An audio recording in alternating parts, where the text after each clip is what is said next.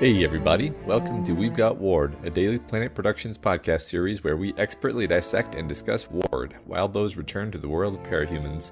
My name is Matt Freeman, and I'm here with my co-host and fellow aesthete, Scott. That's right, Matt. We appreciate others' art, but we don't really create any of our own. Mm-mm. Anyway, this is the podcast where you and I eagerly dive into Wildbow's world of large donut purchases, surprisingly insightful old ladies, and alien-based death powers as we analyze and interpret this ongoing web serial. This week, Arc 5 Shadow continues. We'll be discussing chapters 5.7 through 5.9. The battle lines are drawn, Matt. The Fallen War, which is what I'm calling it until it has another name, has begun in earnest, and Victoria and the Misfit Toys execute on their plan to attempt to evacuate the innocents, contain the battle, and kind of stay to the outer edge. But of course, they find that the battle kind of shifts to them, and they're swept up in the middle of it. And despite their early success, I think Victoria still gets struck by a case of Melancholia, directed by Lars Von Trier. That's right, Scott. It's a great movie. Yes, it was. Very depressing for some reason. Yeah, I wonder why a movie called Melancholia would be depressing, Matt. Can't imagine why. Yes, yeah. As you said, these are mostly building up towards and then taking us into combat, and there is a lot of character stuff happening in the meantime. So obviously that's kind of what I always tend to be interested in, but of course the cape fight stuff is also cool. So it's gonna be a good one.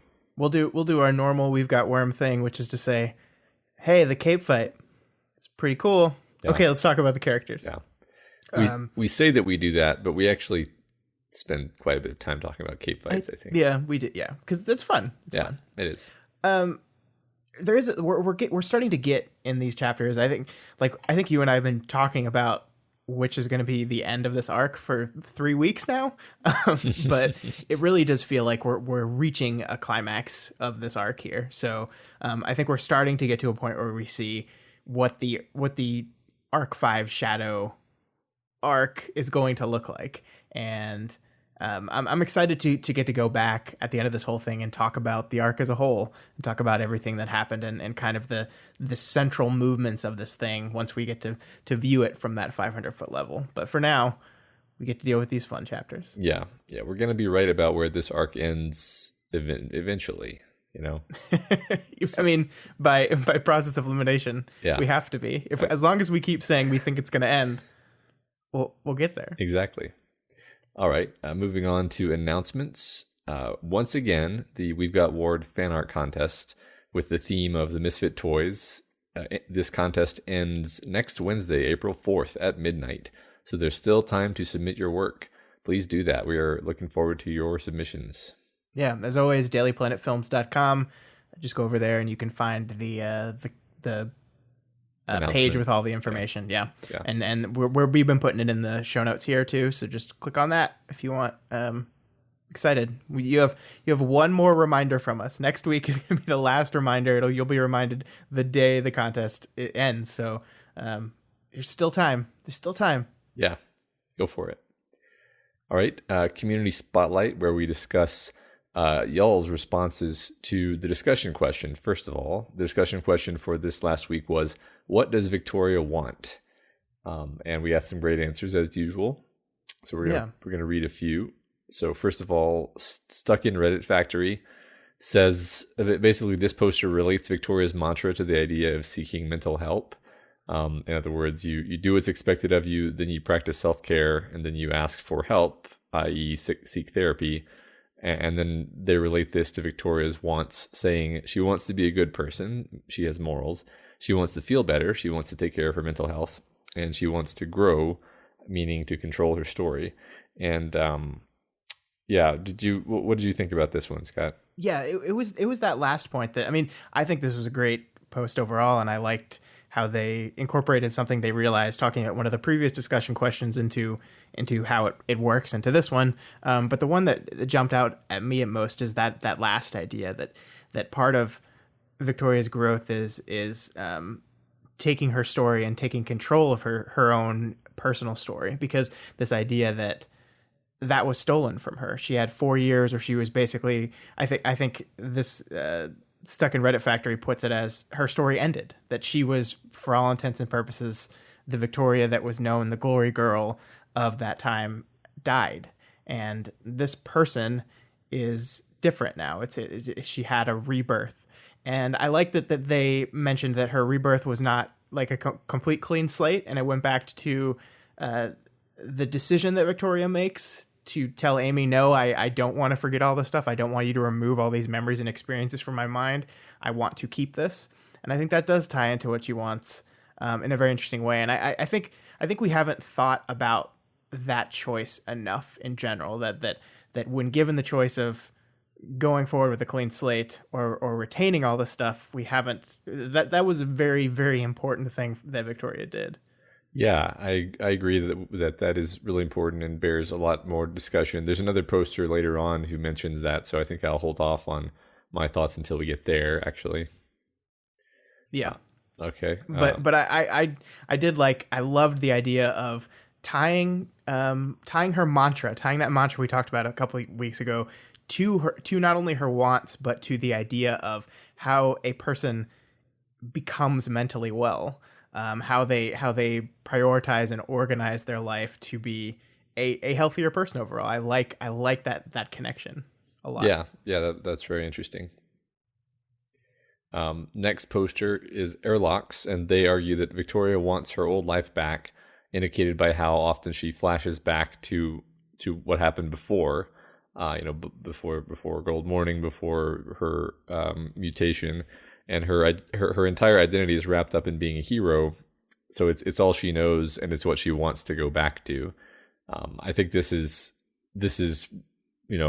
very true. There are other people who said similar things, and the problem is that she thinks that just going back to her old life will fix her problems, and that does not appear to be the case.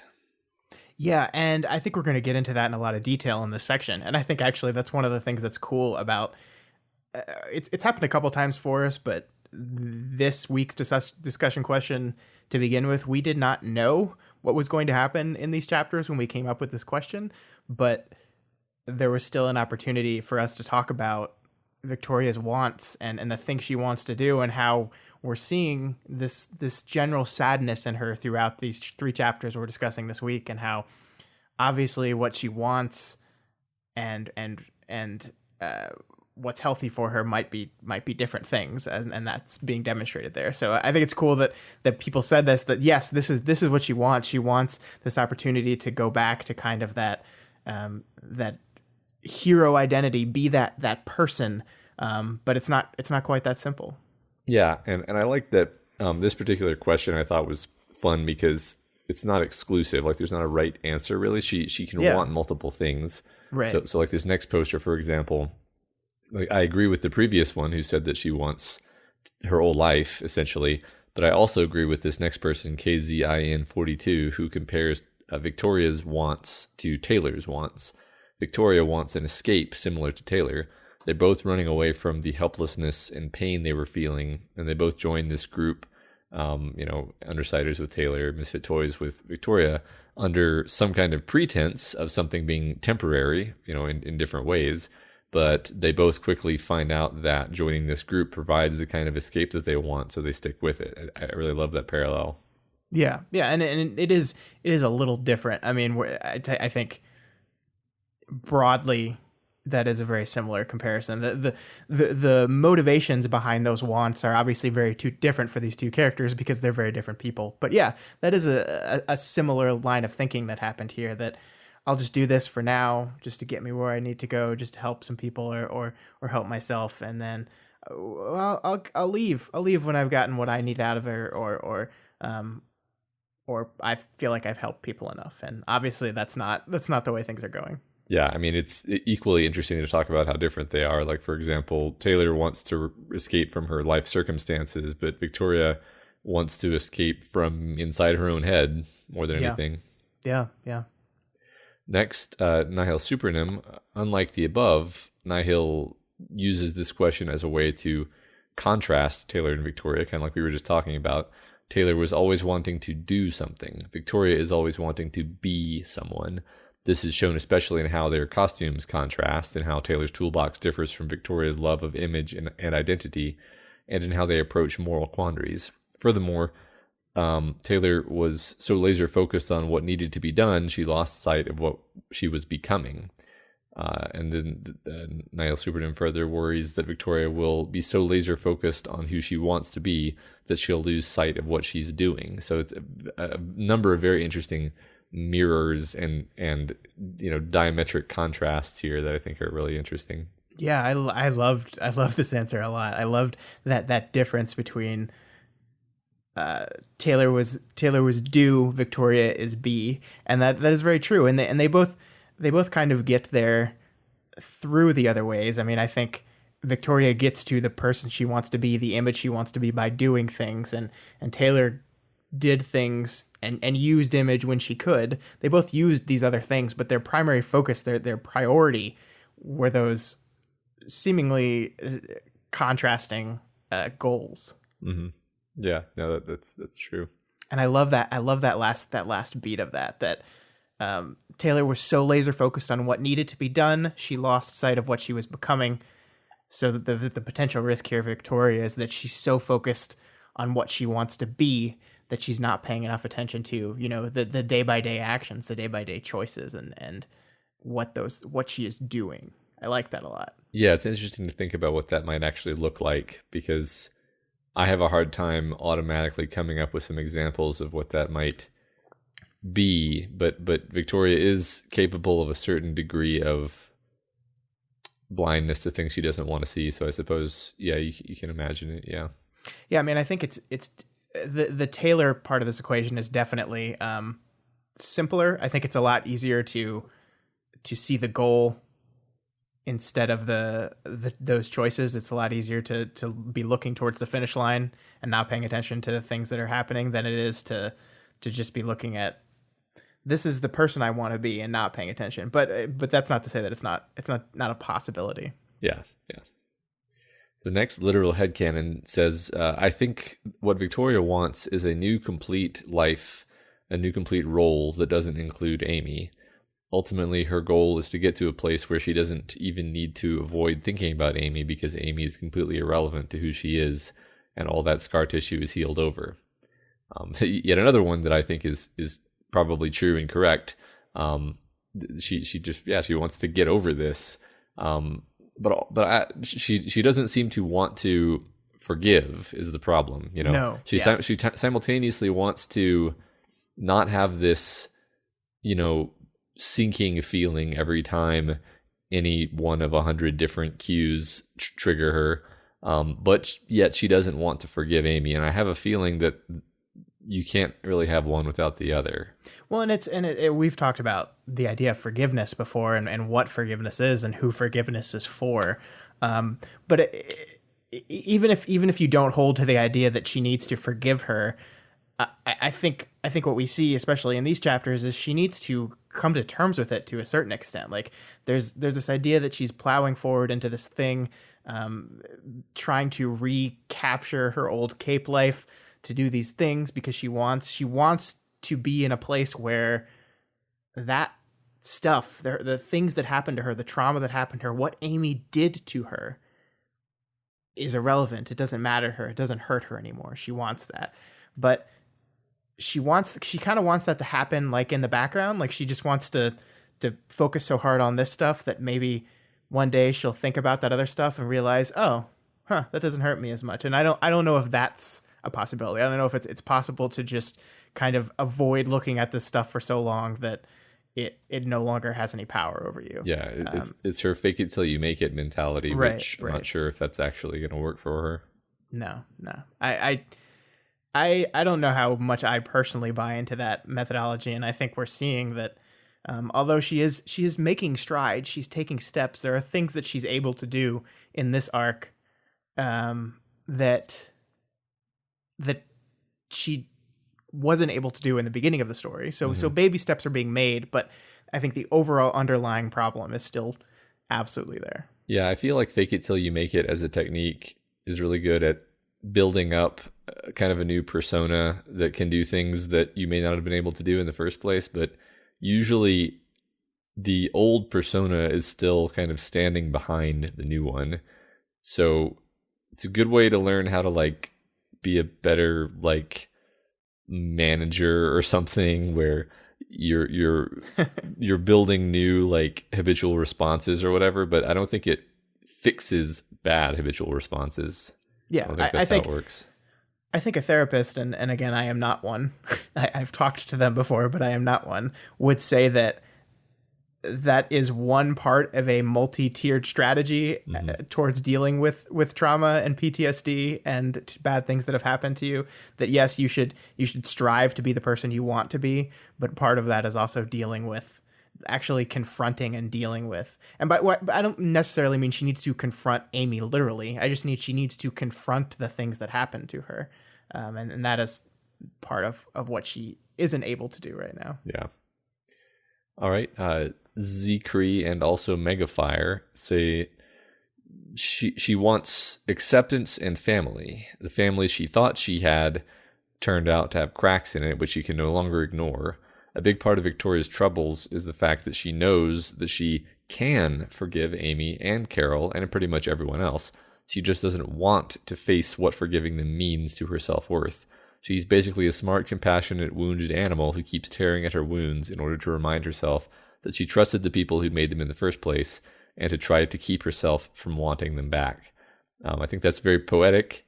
And it absolutely is, yeah. And I think it's very accurate too. Yeah, because we will see a few beats here, and we've seen it in the past, that Victoria very much has this kind of underlying. She's very uncomfortable with herself. She doesn't like herself very much.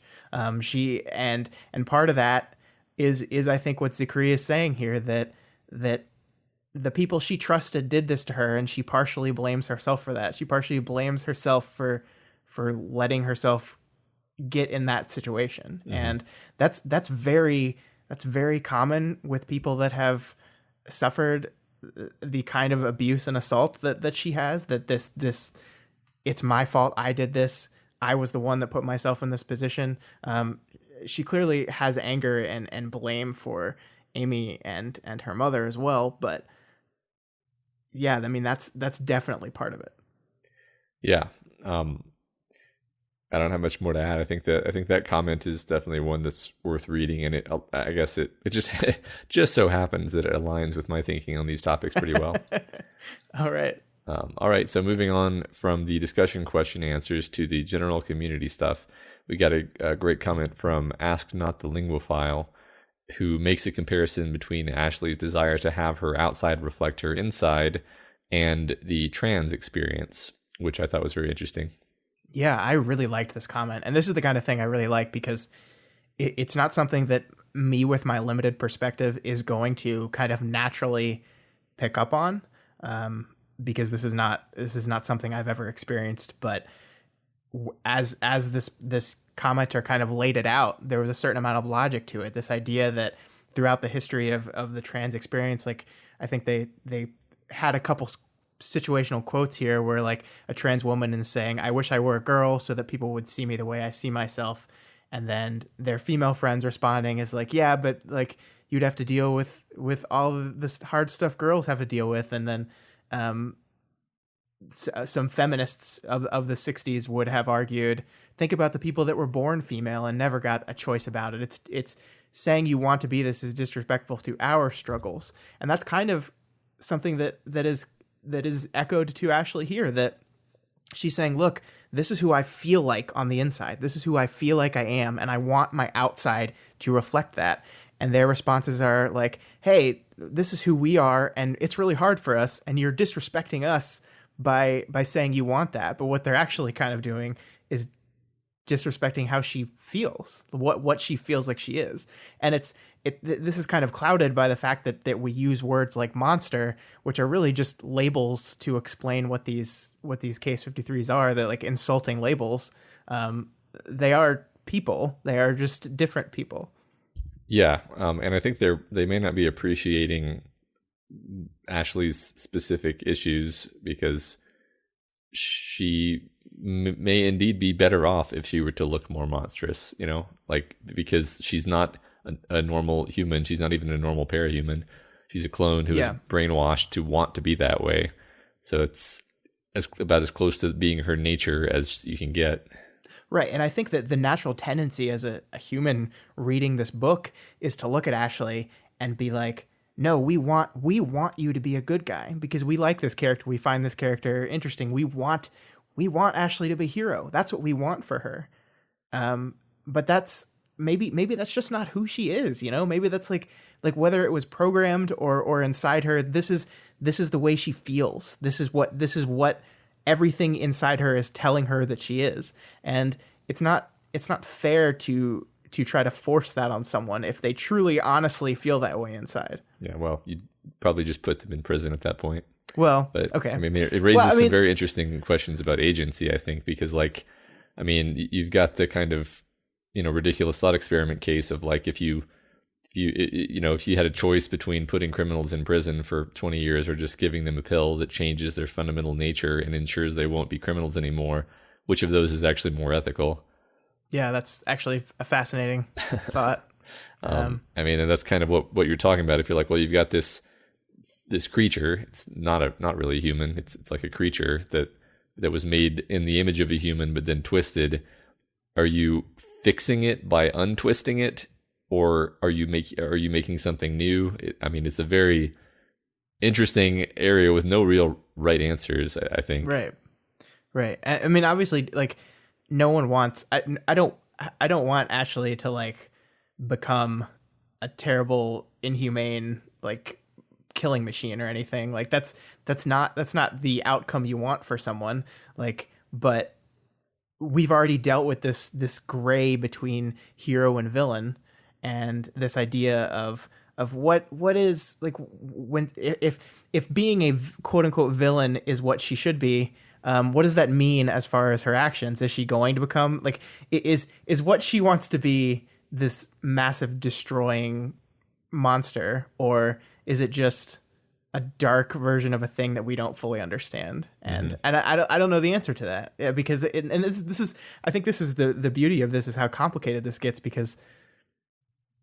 Yeah, I mean, you can't tolerate a person that's if the person on the inside is guy who kills everyone, if the person on the inside is person who abuses children, like that's kind of something that's where we draw the line in society, right? Yeah. Like when the person you are on the inside is someone that wants to hurt other people, to steal agency from other people, that's where we draw the line. Right. And where does Ashley fall on that? And I don't know the answer. Yeah, it makes me want to learn more about her, because it seems to me that she vacillates between the two extremes, and you kind of want to see her human side win.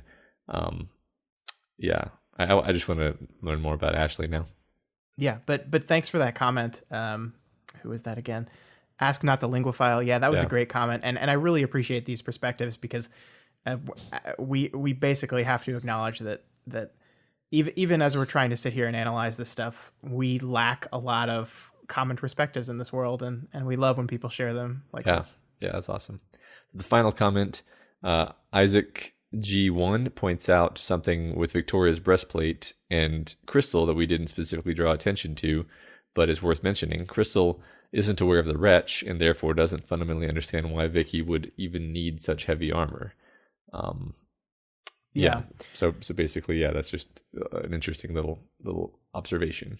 Yeah, I like that. I mean, that was one of the things. We were kind of going through her costume as quickly as we could because we were running late, and we didn't point out every little bit. But this was one that I think was good enough to get stated on the record on the podcast, so people listening made sure they understood this too. That yes, like Crystal is like, no, why can't you have a more form-fitting outfit? Why do you need something so heavy and bulky and intense? And it's because she doesn't realize that Vicky can't just keep her shield up all the time now, because the shield does other things, and so she needs stuff that could actually block blows or protect her in those moments where she doesn't have her force field. Yeah, it kind of seemed, I don't know if this is accurate, but it kind of seemed in Worm like she had both her aura and her force field sort of on all the time.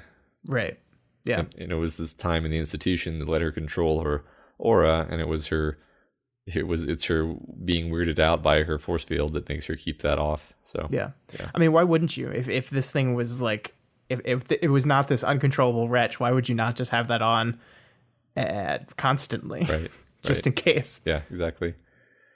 All right, so that's the comments for this week. So let's move on into the chapters, Scott. All right. 5.7 opens up, and Victoria, in costume, arrives in New Haven, a settlement near to the fallen settlement. She notes the tension her presence creates, and she tries to ameliorate the effects by being friendly and humble. She even lets its teenager take her picture. This is, I think, a really great opening scene for the chapter and for our 3 sections this week. The story is about to move into this action set piece where we're going to get there really quickly, and it's something that we've been clearly building to for a while now. But before we do it, we do something as normal, as mundane as Victoria waiting in line for coffee at a coffee shop. And we've mentioned this mix between the mundane and the superpowered a couple times before on the show. I think we saw it last week with the Sveta and Weld domesticity. We saw it way back in the Parahumans team interview process in Arc 2. And the contrast always really serves to make the moment stand out. And this moment stands out just like Victoria does in that cafe. Yeah, I like that. And it also serves as like a friendly reminder of the cape, non-cape tensions that exist everywhere. We've been talking about them throughout the story, but I think it's been a little while since we've like really had our character on the ground amongst normal people a lot. The fruit guy notwithstanding. It was way back in Arc 1 where they were really surrounded by normal people, and that one guy took that sniper shot, right? So it's been a while since we've been there, and so we're now having her amongst these normal people and showing how they're reacting to her. Yeah, it's good to remind us of this because you kind of know from her own thoughts in this story and from what we recall of Worm that, if this were, Brockton Bay on Earth Bet, then everyone would be like, oh, it's Glory Girl. She'd get positive attention. Everybody would be excited. Everybody would probably like want to tell everybody that it happened. And here it's almost like everyone's, it's almost like, this comparison may be appropriate considering what happens later, but it's almost like somebody open carrying walks into the coffee shop and everyone just sort of like shifts uncomfortably, not quite sure how to react. Yeah, I think that's pretty apt, at least as a comparison for what it would look like in our world. Yeah, and you're absolutely right that this is reminding us of how different the status quo is. Like, we're about to have this big cape on cape battle, and we've seen these before. We've seen them in Worm, but the status quo between capes and non-capes has never been what it is now before. Mm-hmm. So it's good that we reestablish this baseline before we move into that. And it is there's no hey, it's Glory Girl. There's no obvious like there's like hushed picture taking. I like the barista that she walks up to, asks her, are there others in town? She doesn't even want to say the word capes. Mm-hmm. Like she literally others them. Mm-hmm. And it's only after Victoria like forces her by questioning like what she means that she says the word capes, and then immediately switches back to speaking of them as non-specific as possible. A lot of the ones who show up cause problems. Mm-hmm. So like they're othered, they're like not referenced. We want to look away and pretend like they don't exist as much as possible. So when they come strolling into our coffee shop, it makes that rather difficult. Yeah, that's a fantastic observation. She comes right up to the edge of saying, we don't like your kind here. Yeah. Yeah, that's awesome. Yeah, even the conversation with the guy wanting to take her picture is like a much more tense version of a pretty normal thing that even Victoria herself has gone through so many times before. People wanting to take a picture of her, and like the guy's like trying to do it incognito, and his girlfriend's like really stressed out about it because almost as if like this cape's gonna snap any moment if you keep doing this, and that all builds the tension of this really awkward moment. Mm-hmm. Yeah. I thought that was a very interesting interaction because, again, she's doing her best to project that image yet again of just like, yeah, I'm a hero. I'm a good guy, just like things used to be. Of course you can take my picture, and I'm going to even pose for it so it looks cool. And she's projecting this image of heroes as this like aspirational, cool thing, and almost trying to like reclaim that. Where in people's minds it seems like that's not even a thing anymore in some cases. Yeah, I agree. Yeah, absolutely. All right. So we get to this moment where the guy who took her picture asks, "Who are you?" And he says, "I'm figuring that out," I said. "But I'm thinking I'll name myself after a star." Oh, see, we get some juicy information now, Matt. Yeah. Not only does this work on two levels, right? Like she's both literally trying to figure herself out while also answering the question, like, I don't have a name yet.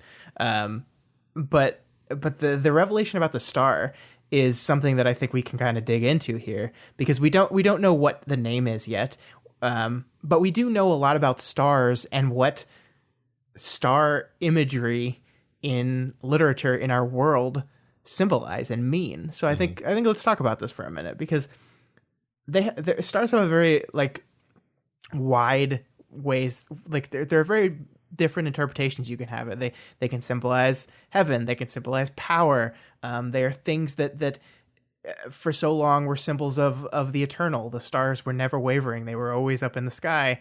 But we know now that that's not really true. They don't last forever. We know that they are things that shine bright in the darkness. They bring light and life to the world. They're beautiful, but if you get too close to them, they burn you up. Yeah. So like there's a lot of really heavy symbolism that could go into this, and we don't know enough to really conclude on what Victoria is thinking about which one of these symbols she's specifically referring to. But it is one of those things that could work for all of this. Yeah, I think the connection to the arc titles is also appropriate here. You know, we've got Flare is probably the most explicit, but really all of the arc titles are related to the sun. Yeah. And you know, basically there's I think someone else in a completely different thread kind of pointed out that her aura kind of, not her aura, rather, well, she has an aura like a star has an aura, right? But also the wretch sort of, if you were to squint at her, would look a little bit like a sun with solar flares dancing off of it. Oh yeah, that's a good point. So that's kind of a cool bit of imagery there. You can make all kinds of fun connections. I agree. It's a neat metaphor, and I can't wait to see what name she actually picks. You got any guesses, or are you afraid to say them because they might not come true? Well, I liked that someone in a Reddit thread put forth the name Corona, which is not actually the name of a star, but I thought that was a great name. So just wanted to repeat that and not give that person credit, but I mean, you gave them credit by saying it was not me. Yeah. You didn't take credit. Yeah. You just didn't give it. The kind of indirect credit where I just say, you can look it up on Reddit. Yeah. Go do that. People like that, right? Yeah. Like that's what you can like. Yeah. You can do that with art. Yeah. People appreciate that. Yeah. It was in a book. It was in some book. Yeah. I don't remember the title or who wrote it. Yeah. Or where. Sorry, person. Yeah. It's okay.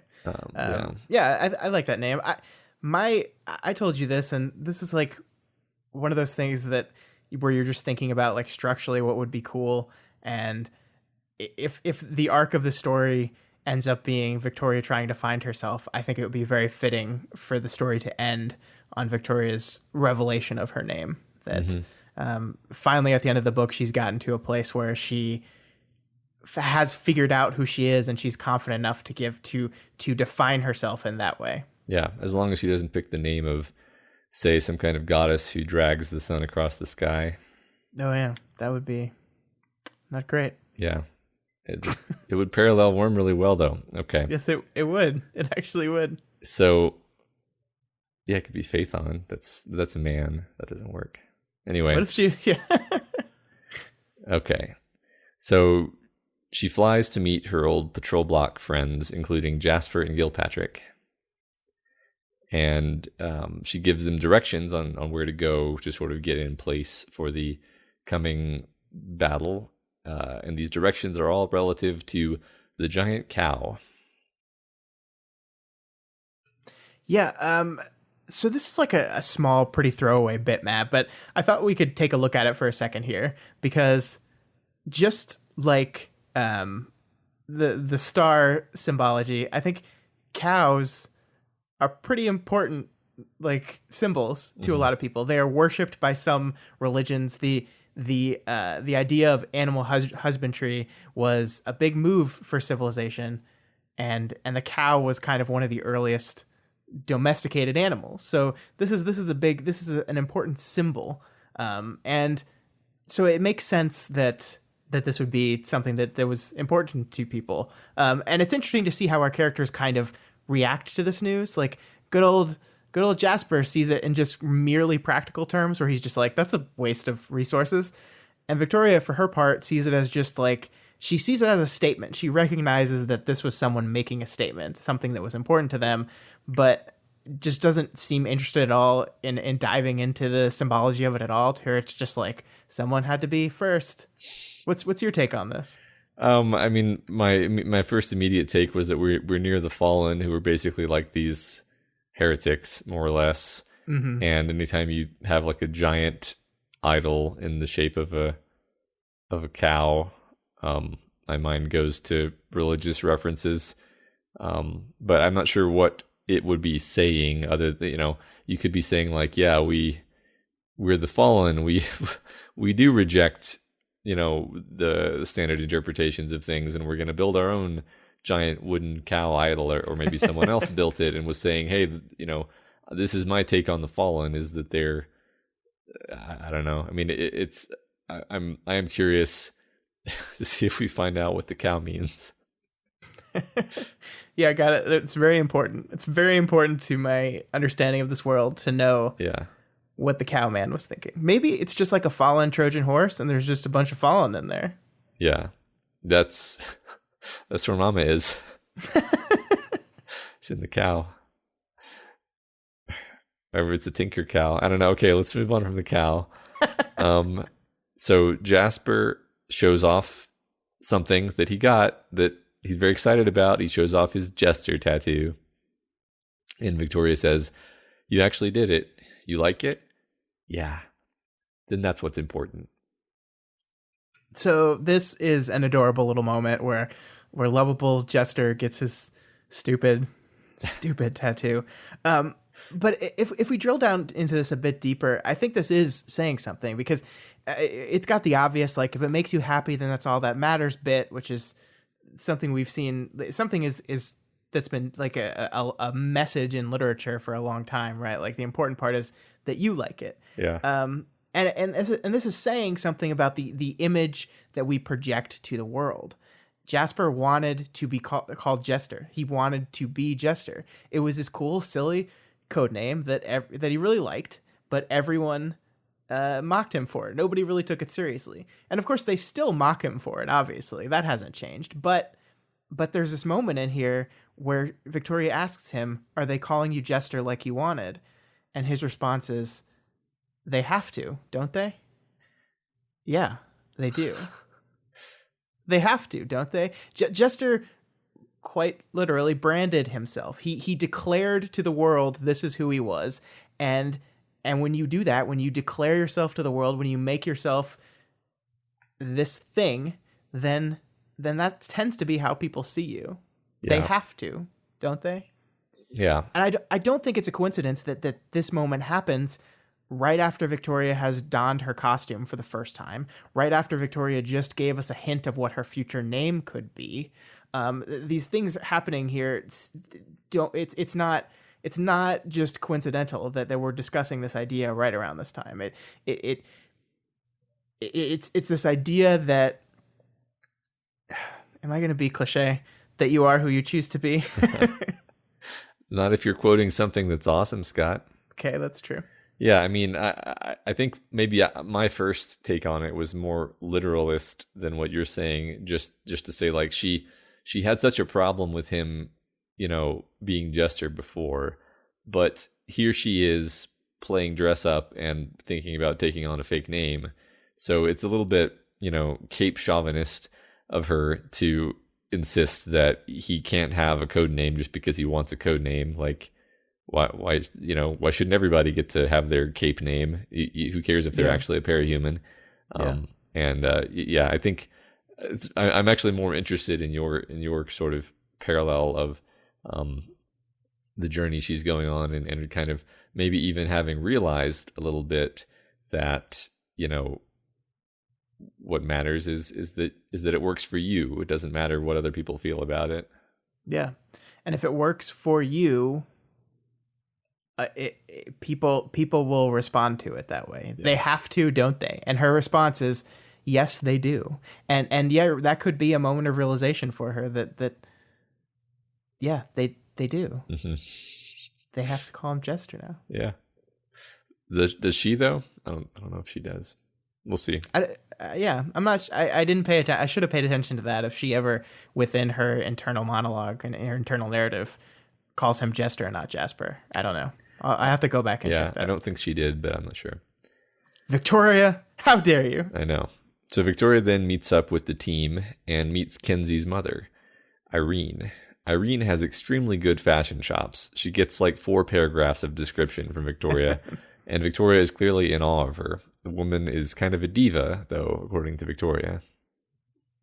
Yeah, this is, of course, classic Victoria, right? Like the idea that she recognizes good fashion and she will call it out in a lot of detail.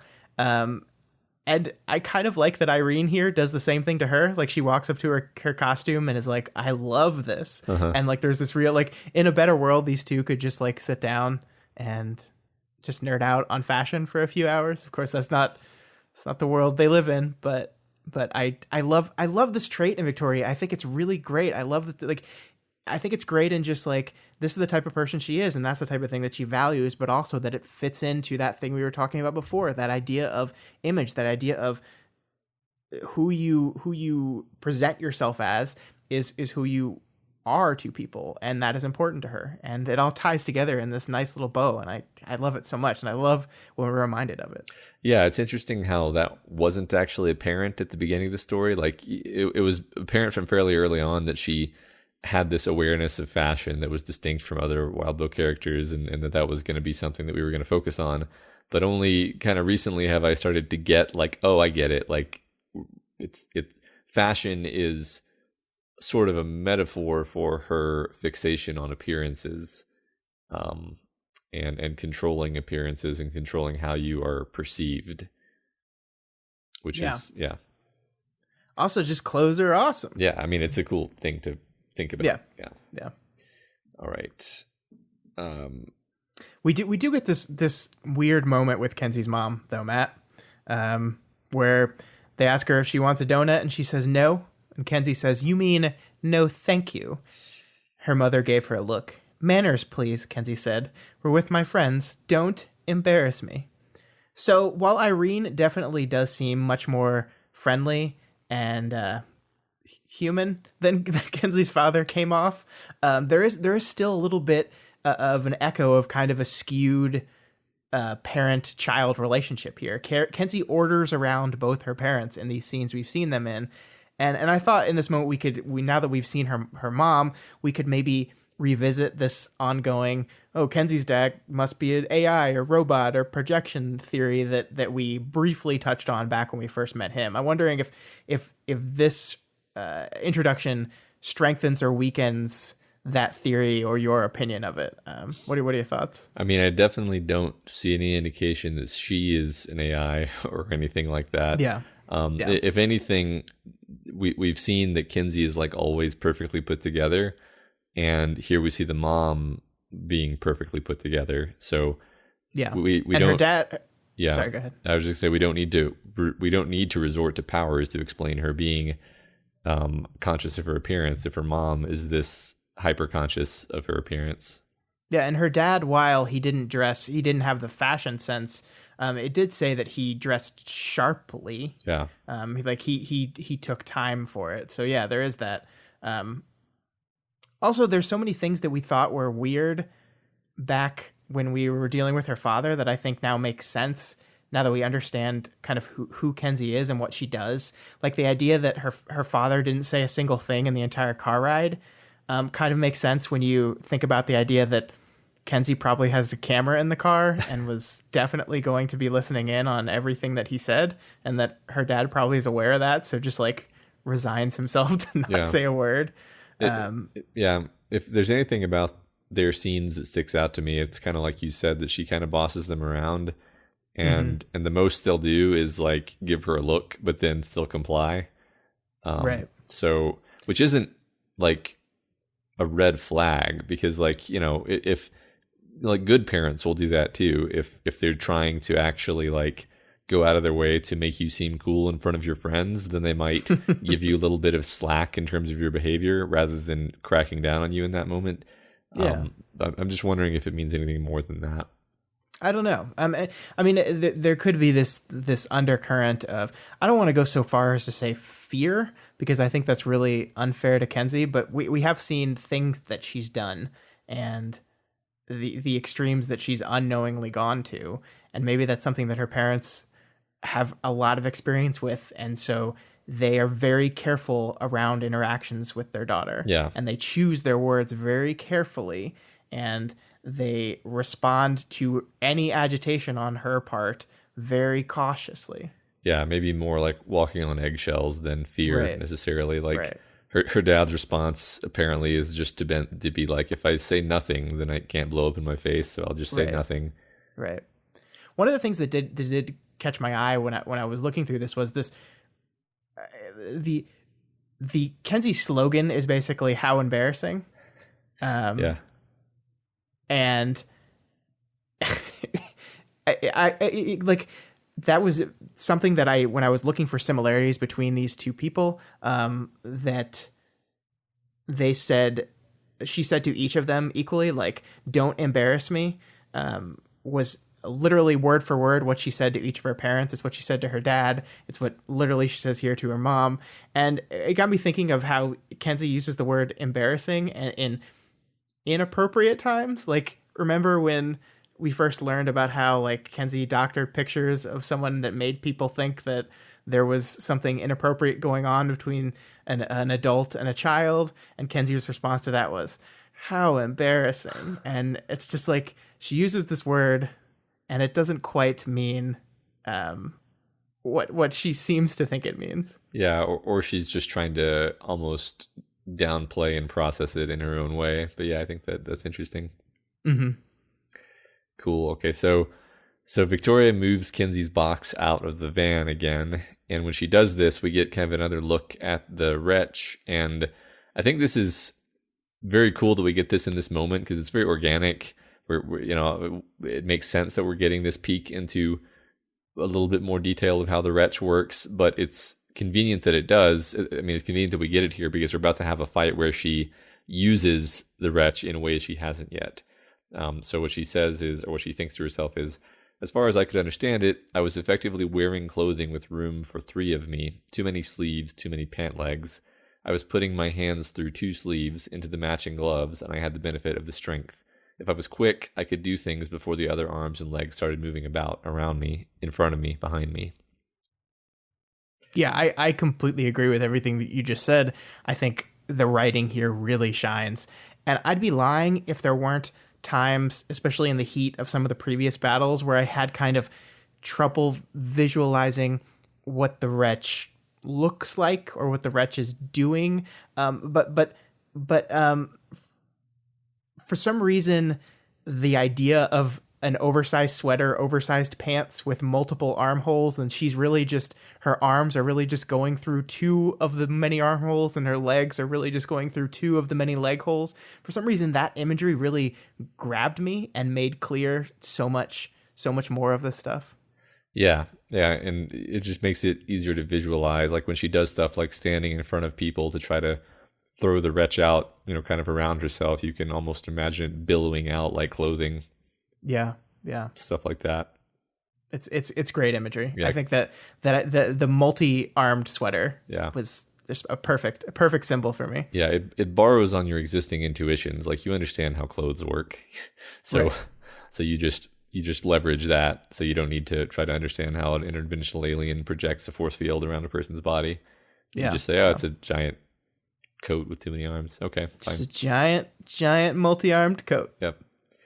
So before she leaves, Irene invites Victoria to come over for dinner some night. The other teammates react with abject horror. Kinsey reacts with typical Kinsey-ish joy. And while she's having her little joy rant, Chris appears to be evolving into Kinsey's minder because he starts feeding her and getting her to focus. Yeah, just shoves a donut in her mouth. Yeah. I love all this, Matt. I love this so much. The logic behind Victoria saying yes makes sense in this moment.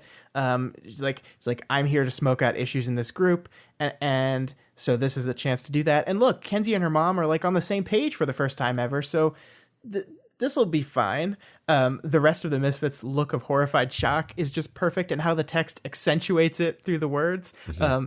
This Tristan, Sveta, and Chris were very different people, and all of them faced me with expressions of alarm and horror. We contrast them first to make their similarity all the more impactful. It's so smart. Yeah. Kenzie then starts immediately planning their entire night, and we automatically connect that excitement and this planning and this going beyond to everything we've learned about her before and how potentially terrifying that can be. And then, of course, Chris, who takes it upon himself to deal with this situation. And the reason why this is so good is because it's one event reflected through the lens of every single one of our characters. And because we've taken time to understand that, we don't really have to explain why their reaction is this way. We just get it because we know them. Yeah. Yeah. With one exception. What's that? And that's Chris. Yeah.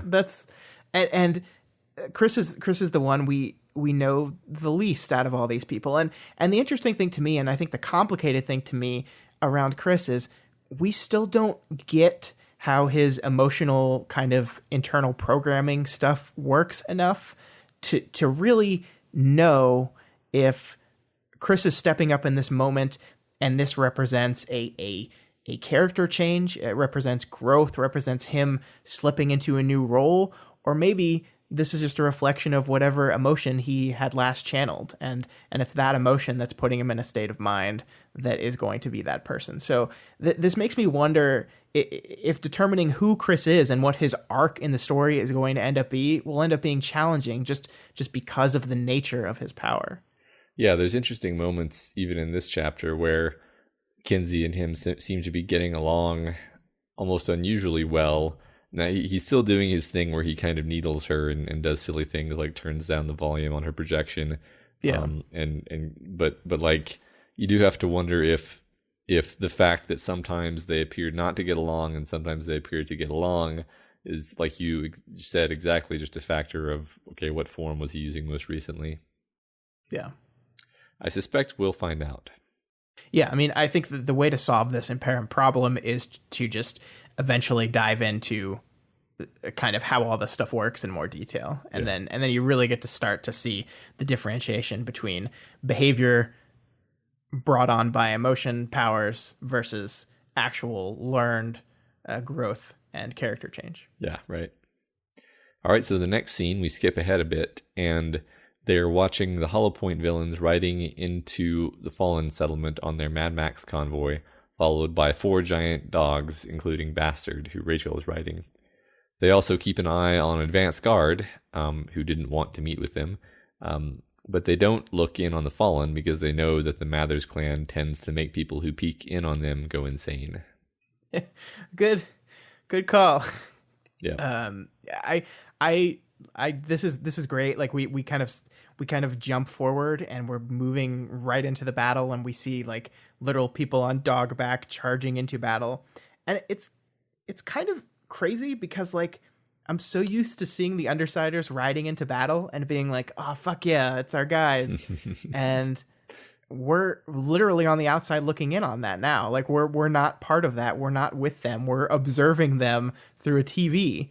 And it's such a different kind of emotion because like they're not the bad guys here, but they're not the good guys either. And You don't know how to feel about them in this moment. Yeah, and also like I have, for whatever reason, for a variety of reasons, have like terrible foreboding about what could happen in this arc and what could happen in this battle. So you kind of feel like you're watching them ride into this terrible trap, and it's not like a yay feeling. Yeah, I agree. Yeah.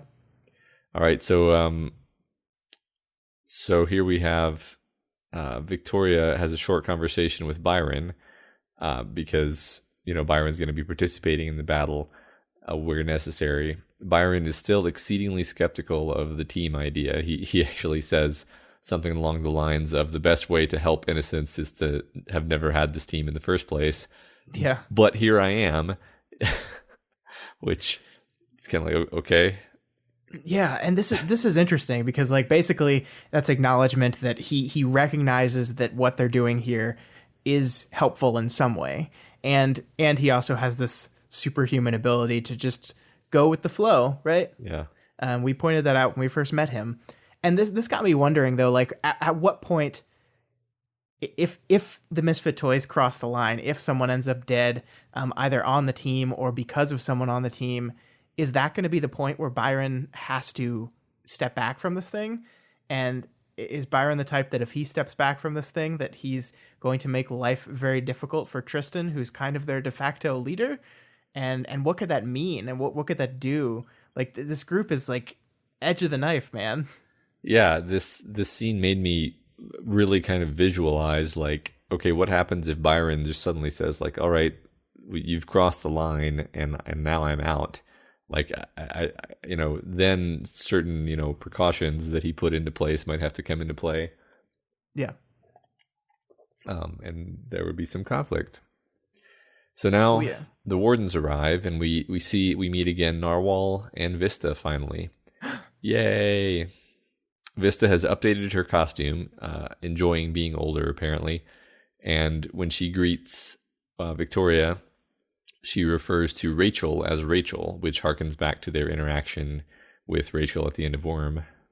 Yeah, that's a really great catch. And I think we do draw like specific contrast within the writing structure here because she lists them as Tattletale, Rachel, Foil. So we have two cape names kind of sandwiched between those as Rachel. And we have to go back pretty far ways, but to remember that Foil Flechette had interactions with Vista, right? Like Flechette like went to Vista to attempt to like help her through some of the shit she was going through after Leviathan. So I mean, both these characters probably know what Foil's real name is, but neither of them say, or she doesn't say it here. Right. That's very interesting. Yeah, that's a good point. They're just kind of letting that lie. I mean, when we were in the we did get a Glory Girl interlude, but her interlude, we didn't get one in the Sentinel arc, if I recall correctly. Like, even though she was hanging out with them, and she actually, I believe, even was fighting with them when they fought the Travelers. She didn't get her own interlude, so she was on the verge of. She was like checking them out to see, because that's when Clockbacher goes to her to ask her to go to Amy for help with his dad. So she was hanging out with them, but no, we didn't get to see her from her point of view. Yeah, so we don't know exactly what she does and doesn't know, but yeah, I mean you're right. She was there for all that. So yeah, but Rachel is the only one she uses her real name for, and then there's definitely some sort of relationship there, kind of reinforced by that epilogue. Right. Which is something else we kind of subtly reinforce about that epilogue, though, is in her new costume, we point out that she's wearing a scarf over her shoulders that looks very similar to Miss Militia's costume, and we take that combined with that we know that she was with Miss Militia during that whole Rachel interaction. It seems like we're setting up that those two have a pretty strong relationship now. That we don't know if it's mother-daughter, kind of like surrogate parent or some way, or what it is, but I look forward to that relationship being explored more. We've kind of laid the grounds for that here, and we're going to see more of these two, I think. Yeah, I think you're right. So Vista uses her power to hasten their trip to the edge of the fallen encampment. Kenzie doesn't enjoy what this does to her cameras. Yeah, we're subtly, Matt, kind of like poking and prodding at the limits of Kenzie's power and her cameras. First we did it with Imp, now we're doing it with Vista. We were seeing how this power that the Misfit Toys rely on pretty intensely, that Kenzie's ability to scope out the place, has limitations, and we're subtly reinforcing that as she encounters different capes. Yeah, it seems almost like it may be, it's obviously powerful because it can do crazy things in terms of what it can capture and and how much it can record and being invisible and so forth, but also it seems a bit fragile, especially when it comes in contact with other powers. So I do wonder if we're setting up some kind of catastrophic failure that actually leads to consequences by hitting these beats of her cameras not working. Yeah, I think so. Okay. So the toys move into the forest and prepare for conflict. They get the lay of the land from Kenzie, and then suddenly vehicles move past them through the woods. And as the villains of Hollow Point meet the Fallen, Victoria is startled to hear gunfire coming from both sides.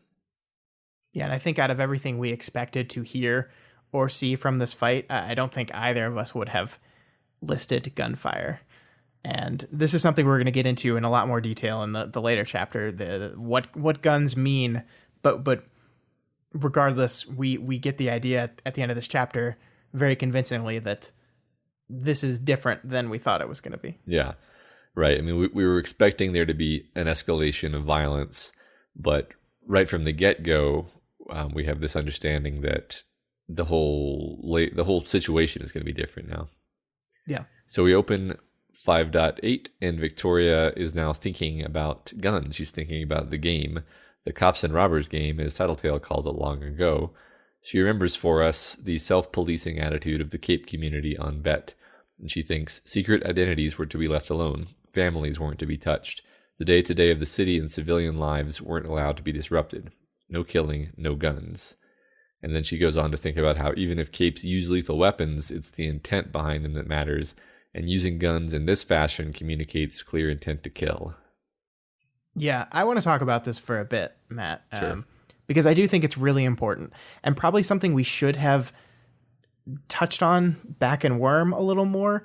And that's the idea of guns in this fantasy superhero type setting, and what they can mean. And I think Worm Ward Parahumans is not the first story that treats guns as a wholly different type of violence from like your day-to-day super powered ones. The thing that jumps to my head, as it always will, is Buffy the Vampire Slayer, which kind of firmly states that guns have no place in this ongoing battle between good and evil, except that one time that Buffy used a rocket launcher to blow up a demon. Look, it wasn't a perfect show, but my point still stands.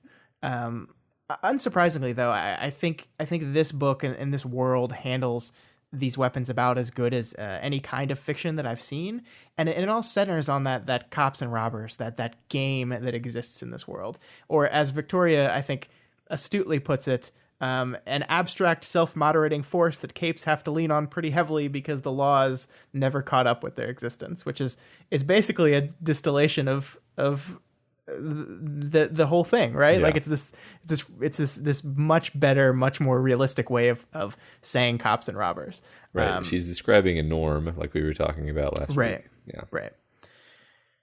And as we get in here, I think it's really important to define what we're talking about when we talk about guns here. I don't think I do not think this text is making a definitive statement that says guns are bad. I don't think that's what it's saying, because we've seen our heroes use guns. I mean, Miss Militia's power is to summon guns. Mm-hmm. Tinkers in this world use guns all the time. They use tinker guns. It isn't about the guns. It's about, as this chapter actually says itself, this is about what the guns represent. They represent escalation. They represent lethality. Yeah. And to me, they represent something else, and that's kind of what I wanted to talk to you about. Sure. Is this idea as guns as unearned power. And you contrast the power behind a weapon to the power of a cape. A cape is gifted. We'll call it gifted. It's not really a gift. Gifted their power through traumatic suffering, with some cauldron related exceptions, of course, but we'll get to those. They have a life that's filled with danger. They have a trauma at the root of this power, and their lives are hard. They're really hard. And even cauldron capes, either the power comes with a certain amount of responsibility, either directly to cauldron, as you've basically signed your life away in order to do this thing, but also just general.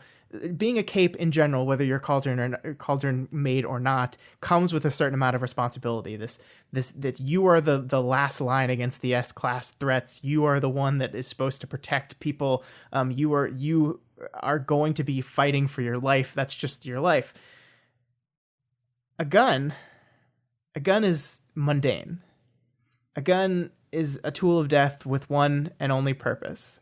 It is not an earned power, but a taken one.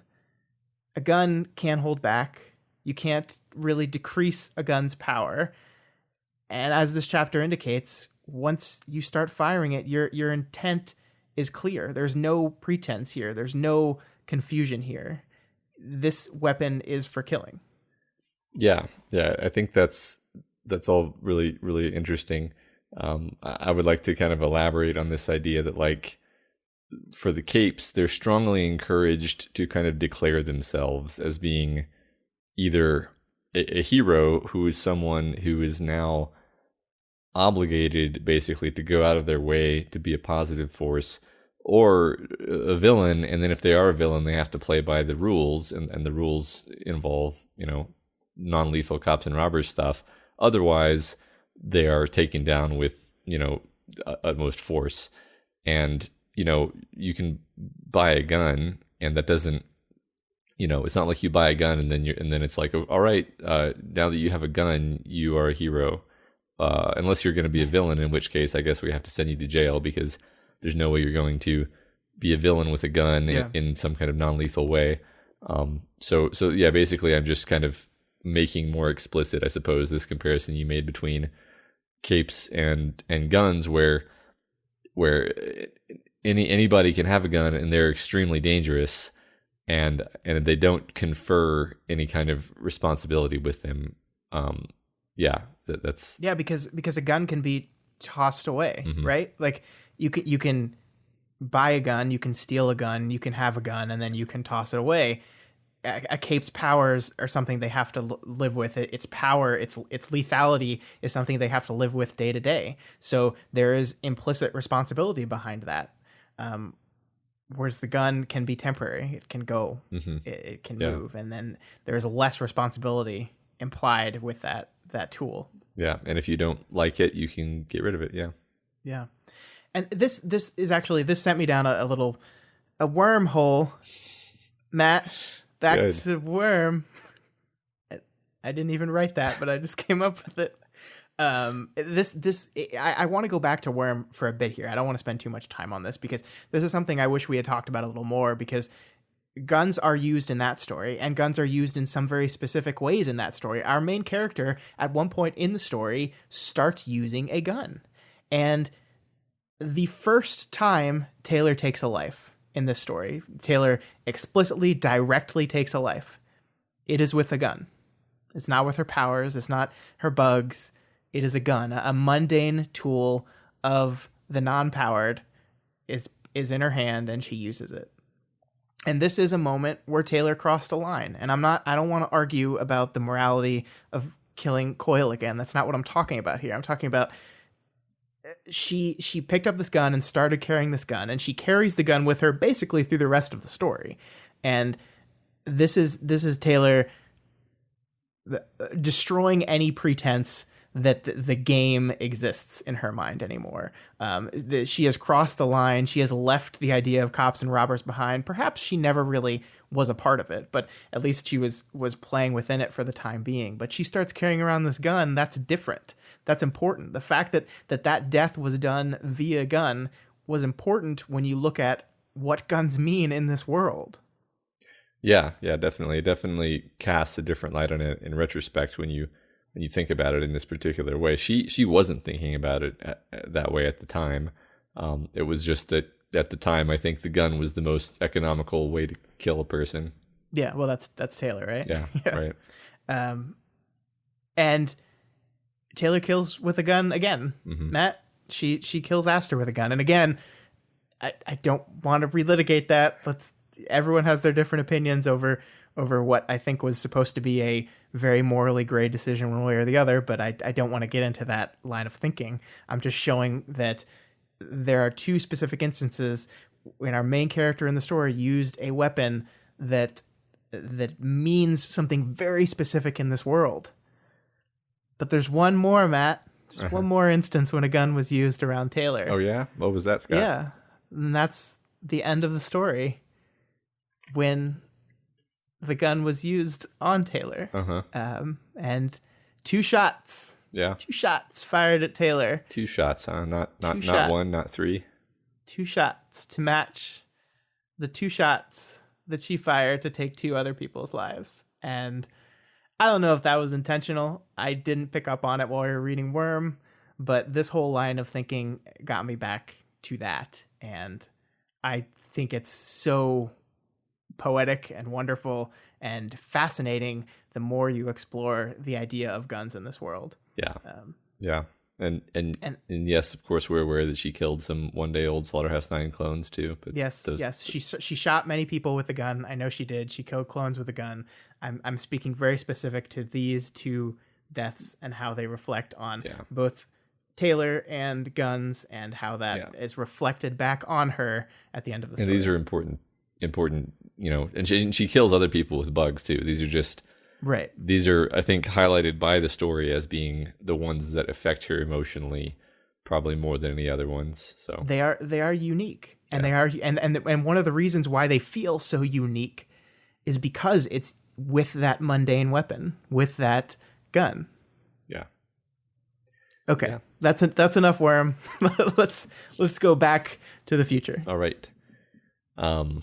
So as they're hiding there in the woods and bullets are kind of starting to go into the trees around them, reflecting her agitation, the wretch begins to claw and tear at the trees around her. That's such a great imagery, right? Yeah. I love it. And she actually turns it off and takes cover because it's so disconcerting to her. Capricorn creates some walls to serve as cover. A biker rapidly approaches and zips right by Victoria. The biker dresses with a bat theme, and he seems to have a sensory power of some kind. He detects her and then shoots at her, tagging and taking down her force field. The 2 battle, and despite his gun, Victoria's flight gives her the upper hand. She knocks him down and demolishes his bike easily. She disarms him methodically and then carries him up to a treetop and breaks off the lower branches so he can't climb down. Poor bat biker. Rough day. Yeah. So as she moves away from him, Victoria feels the first note of a melancholy that persists for the rest of the chapters. And specifically, she's thinking, there was a time when using my powers made me feel powerful. Having super strength had made me feel strong. Having an aura that instilled awe had made me feel awesome. I didn't feel that same rush now. I felt melancholy. Yeah, and I think we're going to get into this, but I think it would probably be best way to really dive into this as we hit these beats later on. It is absolutely good to point out that this is the first instance of this melancholia that she's going to feel throughout these chapters. And I like this because, like, when we were doing this before, we had like a complete arcs storyline to kind of thematically, like, this was an arc. It had the structure of an arc of a story, and we could easily link a thematic message between all those things. But because now we're just doing like whatever random chapters happen to be done by the time we were recording, there's much less of a clear thematic through line. So I really jump on things like this when they present themselves, because we can kind of link these 3 chapters together, or at least these 2 last chapters together with this thematic through line. Yeah, right. Because we see this beat in all of them. Yeah. So more bikers approach, and Victoria thinks over a bit more of the sociology of how the bikers as a group are sort of part of the fallen de facto, because people don't really want to let them into normal society due to how they behaved before Gold Morning. Yeah, I think this is really great. And it's Victoria's like first moment in these chapters of starting to like really dive into the complicated nature of the Fallen as an organization and those organizations that it surrounds itself with. These bikers aren't really fallen, right? Or they weren't, but by treating them the way they did, they kind of forced them to have nowhere else to turn. And that cyclical idea of someone does something, so you ostracize them, so that pushes them further out to the edges, which pushes them further towards people that live on those edges and the dangerous and violent edge of society. And it's complicated, and that's something we get throughout these first few chapters, that the regular non-leadership, really bad people within the Fallen organization have this complicated relationship with the world. Yeah, she basically thinks like, yeah, the amnesty technically applies, but people didn't really want to forgive them. And then and that's actually a sentiment that's reflected later by some of the fallen civilians, where they're like, yeah, we never get a fair shake. You guys never let us, you guys never forget about the past. And right. And it's true. It's like, yeah, what is the amnesty? The amnesty isn't magic. It's not a reset button that just fixes everything. There's still the same groups of people with the same animosities. Everyone's just agreed not to like immediately go to violence over them. Yeah. Well, the court of public opinion and the court of law are two very different things, and amnesty in one, definitely not amnesty in the other. Right. So some more bikers are approaching. One of the approaching bikers is a breaker with a weird optical illusion theme, difficult to perceive and therefore difficult to fight. Victoria tries to get the drop on them, but the breaker spots her and attacks. Again, Victoria manages to hold her own against them and destroys their weapons.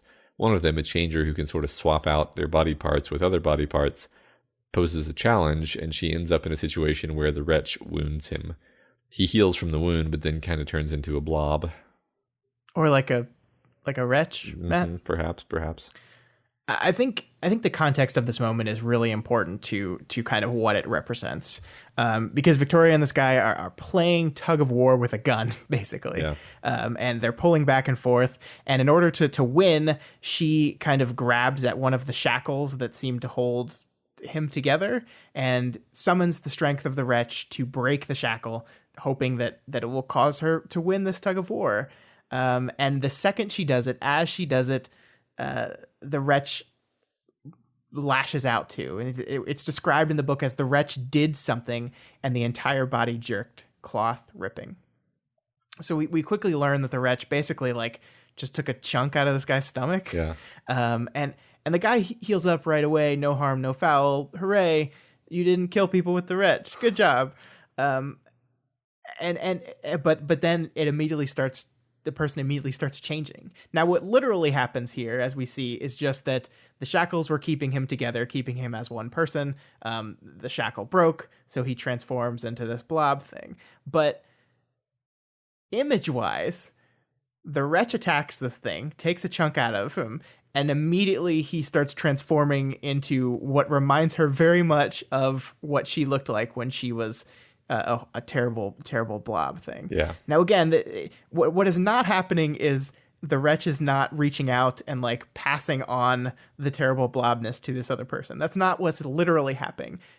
But these events happen so close together that you wouldn't be faulted if, as Victoria, you looked at this and said, my wretch bit this guy and he became one. Yeah.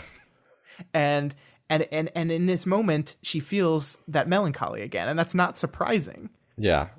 It's it definitely, I think, is supposed to make your mind go there. Yeah, absolutely. Yeah, it's painful. Mm-hmm. So Victoria tries to intimidate the breaker and the remaining other biker. She insinuates that the wretch tearing away at their surroundings, reflecting her agitation, is actually something like a shaker effect that she's causing. Or more generally, perhaps it's more accurate to say that she just is exaggerating what she can do. She even insinuates that Capricorn's power is her power when he starts creating his motes. She's being really clever here, I think. She is, yeah. She's using her aura and perception to manipulate people, and it's really great. And I love that at the end of it, she even kind of quips a little bit, like when Capricorn unleashes his power, and she's like, "It's an 8. But it's not my 8." And like I said quietly, mostly to myself, like she's kind of internally quipping. Yeah.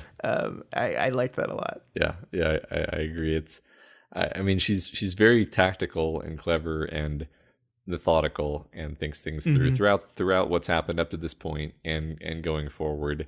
And not only does it speak to who her character is, but it's also very delightful to read.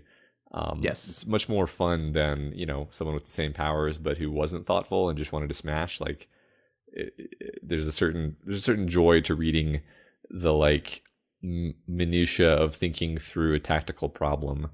And I'm really happy that that's here. Yeah.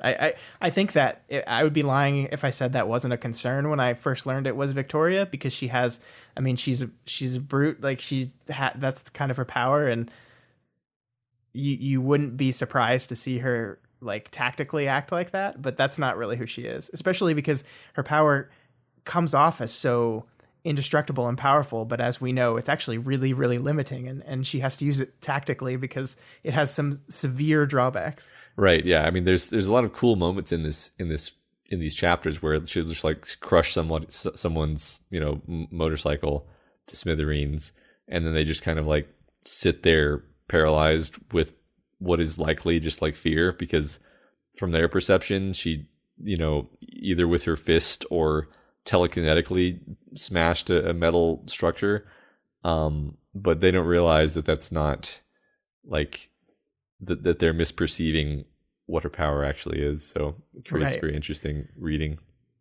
Yeah, and you take that and combine it with the fact that she has an aura that it can accentuate that awe or that fear, and you can use that to pretty devastating effect. Yeah. I like this bit where the blob guy that she just created more or less is writhing on the ground, and she's thinking, on a level, I felt bad that I couldn't look straight at it, and that I'd been hurt by others that had once been unable to look straight at me. On another level, I knew even I'd had a hard time looking straight at me when I'd been that way. I still did. I never really blamed anyone for abandoning me, yes, but not for not looking. That's just devastating. Yeah, I like that she uses this construction a lot, actually, where she thinks on a level, on another level, ... and basically she's expressing this idea that you can have multiple parallel reactions to the same thing that are may even be in opposition to each other, but that doesn't mean you didn't have them. Like, your brain is not a computer. It doesn't check for consistency. You can completely feel contradictory things at the same time, and she's actually pretty comfortable with managing it when that happens. Yeah, and I think it requires such a high level of self-awareness, and it also kind of makes it really hard to call Victoria out on things, on behavior, right? Because like she's in her head, we see that she knows both of these things at the same time. It's like she's both saying, I didn't blame anyone for not being able to look at me. But then in the sentence above, she's like, but I acknowledge that did hurt me. Right. Like so it's like she has such a level of self-awareness of how she operates that she can recognize she's doing both these things simultaneously. Yeah, it's really awesome. I think this is one of those things that makes her a great character. Yeah, and the self-loathing just kind of devastates me though, because like I knew I'd had a hard time looking straight at me when I'd been that way. I still did. Like, she still looks in the mirror and sees that person. That is who she sees. That is what she sees, and it's so sad. Like, it's like, Victoria, no, please be better. Yeah, that is sad. That's interesting. I think that I didn't parse I still did that way until you said it that way, and now I think you're right, actually. I have to think about that. Mm-hmm. Okay. So the breaker returns to her human form and conveys a message from Mama. Okay. Of course, Victoria doesn't know it's Mama, but we do. So she's saying, you don't need to hide at the fringes. You're welcome to join in, and you're expected. They'll embrace you with open arms. She says she has hostages, people you know and people who those people care about. You can mess with the attackers, But if you get in the way of the fallen, people are going to lose body parts. So they have Aaron. Mm-hmm. Oh, no. And yeah. And probably her brother and stuff like that. Yeah. Her whole family. Yeah. Rain's family. So then it's difficult to say why exactly. Like, is it because she went too far in telling them things or what? But the woman then has a horrible freak out that involves being terrified of everything and then pulsing with black lines and just screaming. Victoria then chokes her out to prevent her from damaging herself or from letting the thinker power damage her further. Yeah. I was a little unsure about that as well. Exactly why Mama Mathers decided that we're going to probably just, I mean, it literally just could have been a flex of her power. It's like, look what I can do. Mm-hmm. Be afraid of me. And this is awful. Yeah. This is awful. Right. And we don't really know how permanent that's going to be. So yeah, we understand so little of how Mama Mathers' power actually works. It's very possible that she was just showing her some scary shit here, but the black lines are what kind of has me confused. Yeah. Is the part I don't really an aspect of the power we haven't seen. Yeah. I was just gonna say I don't believe we've seen that. Yeah. All right. So I wanted to use this, Matt. Yeah, go ahead. Really quick as an opportunity to talk about something. Uh-huh. And there was a Reddit thread I saw last week, and I'm not going to single anyone out. I don't want to single anyone out. This is a sentiment that I've seen from a lot of people. So do not feel singled out here, please, people. But there's a sentiment I see a lot of times when you see characters act certain ways and you think up a way that would have been more logical for them to act. And I think doing that is okay. But extrapolating that out to therefore the character is poorly written is not okay. And the thing that made me think up with this is there was some conversations about, Victoria should have a taser. Victoria should have zip ties with her so she doesn't have to choke someone out to restrain them. Comments like this that led a poster to the conclusion that therefore the character was not written in a good way. And this drives me crazy because characters, like, a good character is a human being. A good character is constructed in a way to where they are a real person with real wants and needs and flaws and mistakes. And so if someone doesn't reach a conclusion that you did, that doesn't mean that the character is poorly written. That just means that the person might have just not thought of something. Yeah. Or the person's just not like munchkinning the game the way you are when you're reading it, which is really not the way you should be reading. Yeah, and that gets kind of to the core of why I wanted to talk about this, because I wanted to talk about how when you're reading, when you're watching, when you're taking an art, the way that I think is the best way to approach it, and the way that I think is the best way to approach it is go into the piece of art assuming that the person's art you're watching or reading or taking in is a genius. Just go in with that assumption. Go in saying this person has constructed this thing and they're brilliant and they did a great job with it. And that's not always true. Obviously, there are bad. There's stuff that you don't like. There are movies that are bad that could be seen as technically bad. There are writing problems and everything and mistakes and all that. But if you come in with the perspective that the person that is making this thing is very gifted and very smart, then you're not approaching the thing looking down on it. You're not like looking above it from like a lofty perspective and trying to pick it apart and destroy it. You're instead looking from below it and trying to figure out how this thing was crafted. And I think that's just a better state of mind to have when intaking art. Yeah, and I think you're also more likely to make interesting semiotic interpretations and thematic interpretations when you're acting as though those might actually exist in the text, rather than thinking like, this is not so great, and then you're not expecting to find anything more than the surface level. Whereas even that's the thing is, authors can put stuff in that they didn't intentionally put in that's still there to be found, and you can get a lot out of that if you're looking for it. But yeah, and I think I don't even think like everyone does this intentionally. I think there are people that very much set down to read a piece of work and break it in any way they can. There are people that try to do that. Yeah. But I think there are people that just do it accidentally because they're approaching this stuff from a different way. And I really honestly do think, guys, if you approach art from the perspective of how did this brilliant man do this, you will enjoy it more. I like that. It's a good idea.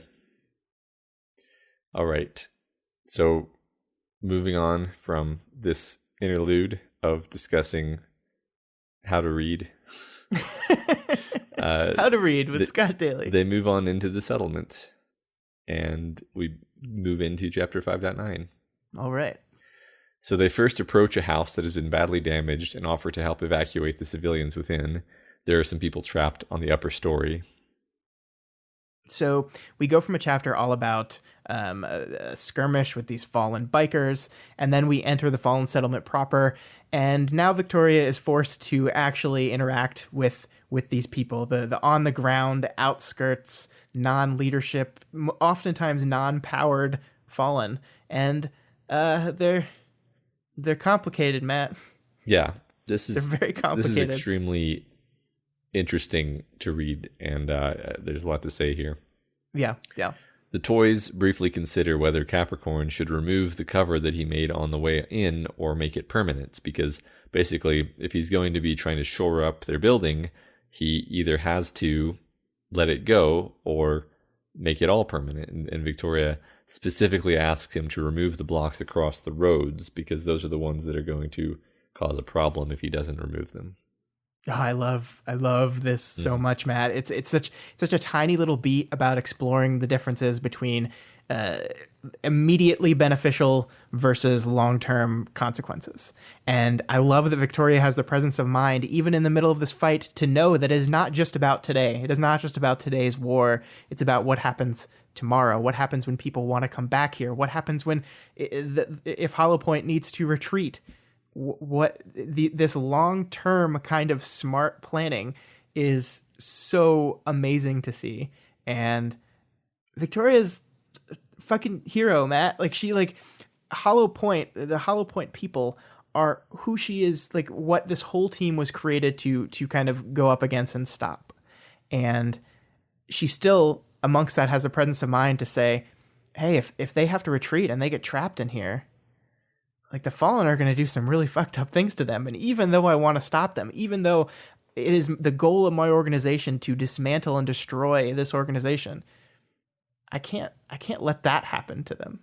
Yeah, it's really cool to see her pause, think this through. She's not rushed. She's actually, I would argue, successfully being the warrior monk here, as she kind of makes a long-term strategic decision in the midst of having to make tactical decisions, and it seems like the right call to me. I mean, there could be some terrible catch I'm not thinking of, but it's much better than just saying, like, yeah, well, whatever, we need to save these people. You're getting distracted, right, Capricorn. Yeah, I like it. And she reaches, like, a middle ground, right? Like, she doesn't make him take them all down. Mm-hmm. She leaves some of it up, but the parts that could do the most devastation to people, she makes him take down. Right.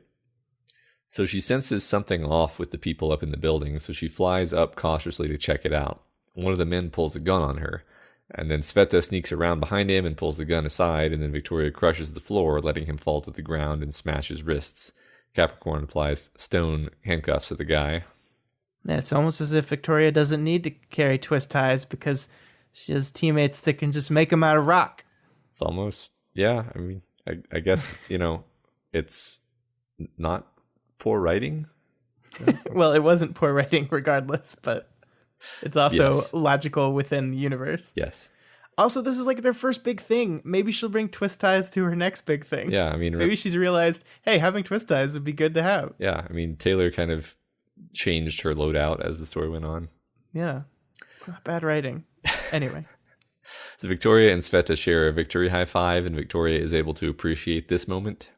Yeah, bad guys stopped, good guys saved. Simple, Yay. clean, hooray. Yay, broke a guy's wrists.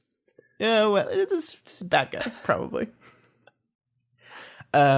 So there's one thing I wanted to talk to you about as we go through this, because Victoria is talking to these families, and one of the women in this family is helping her out, and then a man just kind of quietly puts his hand on her to stop her from talking, and we get this beat where Victoria clocks this and says, "I hated that. I hadn't seen it often over the years, but it got under my skin when I did. From the time when I was young, my mom had drawn attention to those things after the fact, when we did some crisis point stuff, responding to domestic violence calls, or when she introduced me to a police detective and his wife she knew. She'd remark on the dynamics between husband and wife, the power plays, and the signs that something else was going on. The intent was to make me aware and to ensure that I've avoided those same things when I got into a relationship."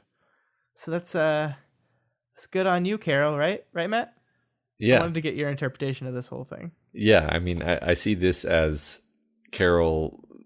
First of all, this is all part of her like grooming Victoria into being the perfect hero, and also just some very like proactive, diligent sort of stuff that she's doing to protect her daughter and make sure that her daughter has every advantage going forward in life. You know, just like she says, to make her aware, you know, for her hero work, but also to ensure that she'll avoid those things in her own personal life. I think it's pretty unambiguously good to have done, right? Like how can it hurt to draw someone's attention to these little signs that mean something worse is going on? Yeah, and I mean, if Victoria doesn't think back on it and find a way to twist it negative about Carol, that means it's pretty unambiguous, because if there was a way to twist this negative to Carol, she'd probably do it. Yeah, I mean, worth pointing out that she thinks of her mom without thinking some, you know, dark cloud over the thought, right? Yeah. I this is necessary though, because I think what we're doing here is we're extrapolating out how complicated the Fallen are, and we have to think back to Victoria's general write-off at the beginning of the story of anyone who was ever involved in the Fallen, anyone who was ever involved in Empire 88. There was this general idea that second chances for these people, no.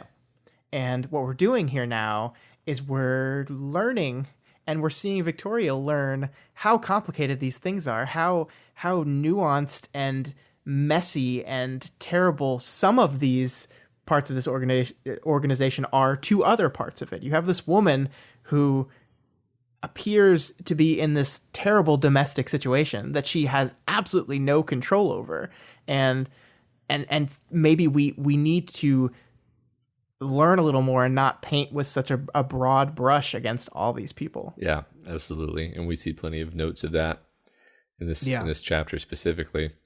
Yeah, so after bringing everyone down from the roof, Victoria asks the fallen civilians where they should head next to find people to extract.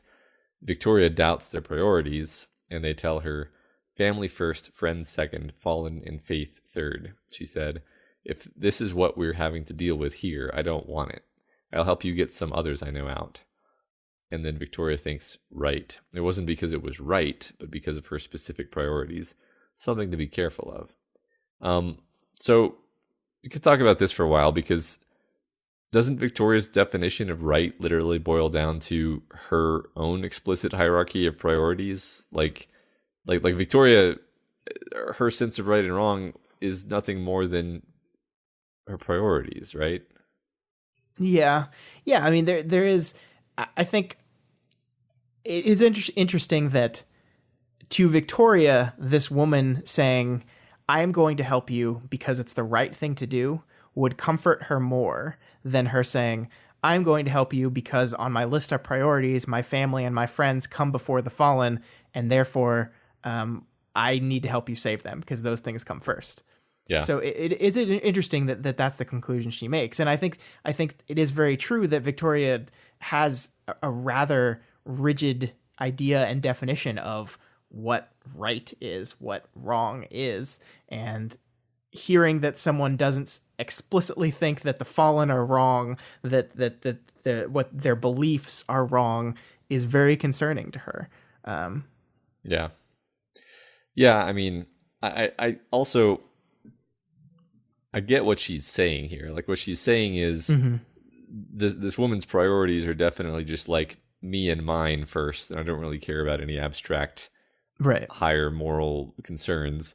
But I think that's kind of hiding the fact that everyone's priorities are their own private matter usually. Yeah, I don't know. Maybe I'll be able to clarify this at some other point. Well, I mean, I want to at least give Victoria some credit here, because this mistrust of Nancy's, who we'll learn that's this woman's name, but Nancy's priorities, this general concern and mistrust of it actually leads Victoria to making a decision that ends up saving someone that maybe if she had just blindly kind of said, "Oh, okay, you're with us," she ends up helping the old woman that Nancy clearly has something against. So it leads to a good thing. Yeah. But there is this sense of how everyone defines right and wrong is different, and some person's right and wrong is just they've shifted their priorities differently than someone else's. Well, and we're going to see this contrasted here in a second too, because we're going to come up against someone who is just as much of a believer as Nancy is, but just has that list of priorities, that family, friends, fallen list, organized just a bit differently. Yeah, I mean, these people are living in the post-apocalypse, so you almost can't blame them for putting family and friends first above abstract moral concerns. Like that's not necessarily a character flaw in this situation. Yeah. And I mean, like, Nancy probably is not a very good person. Like, if you get to the core of who she is and the things she believes, she's probably not great, but it just so happens that in this moment, she's willing to do the right thing. Yeah, right. I did want to point out before we go on that, like, as they approach the next house and kind of throughout the rest of this chapter, at least until we get to the actual fighting part, we keep getting notes about how the sound of the battle is changing. Like we see here, the sound of the ongoing confrontation has changed. Things had moved closer. There's a clear, like, time set here. Like we are racing against time. The battle is getting closer. We have to save as many of these people on the outskirts before it rolls over us. Which kind of cranks up the tension a little bit. Yeah, there's also been stuff happening in the background. Like at one point we see something green come in from the distance and smash into the ground, and then later we see that the leadership house is destroyed and kind of are tempted to put the dots together. Yeah. So at the next house they go to, the people there reject their help. They don't want to be disloyal. The one of the women there is arguing basically in favor of everyone leaving and arguing that they are loyal. And I love this dialogue so much, and just the characterization that's pumped into the way that this person speaks. And I'm just going to read it just because I love it so much. I'm not going to fucking disappear on you, Enoch. I'm a believer. I've put up with Tony, for fuck's sake, from the end of the world to the hereafter. 4 months I dragged him and 2 kids around until I found you all again. Why would I leave now? It's it just speaks for itself. I just think it's fantastic characterization, and it puts you in this person's head, puts you in their shoes. You feel for them, even though they're like someone who our protagonist is against, basically. It's great. This whole idea of loyalty and like people like testing each other's loyalty by their behavior, though, is so classic cultish, you know? Mm-hmm. Like cults, like they exist off of this ability to turn all their members against each other and have all their members constantly be spying on each other for the cult. And this is what this feels like, just a natural extension of that. Like, she says, I'm leaving with my kids. He immediately challenges her loyalty to the organization because of that. Yeah. And it's just like, that's classic cults. Yeah. Yeah. So in the end, they agree to let the small kids be evacuated, mainly because they're sort of getting in the way, but they're going to keep the older kids to serve as soldiers. Yeah. So this is what I was kind of hinting to before. And I think the most interesting thing about this thing to me is Nancy is a person who says family, friends, fallen. that's my priority. Therefore, I'm going to get the kids. I'm going to get out of here. I'm going to help these heroes, and then we're going to get to safety. And the natural reaction to that as a person would be like, "Oh, you're pretty good." At least because of that direct priority. And then we have Enoch over here who has similar priorities, but just slightly different, because he still lets some of the kids go, right? Like he recognizes that some of these kids need to go to safety. So you could say family is up there for him still. Just Fallen is on his list is just a little bit higher. So how different are these two people? How different are they, even though we kind of see one and immediately think, oh, you're a scumbag because you're going to keep these children, and we see the other and be like, oh, you're the good one because you're helping Victoria. And this is so complicated. The nuance here, the difference between these characters and the perceptions of them and who they actually are, and all this stuff is so complicated. Yeah, I know. I mean, there's all sorts of directions I want to go in. Like, you could say, like, well, he's a man, and it makes sense to me that men would be more likely to be like putting Fallen higher in that ranking because they have more power within the Fallen, and it's more in their interest to keep the Fallen going.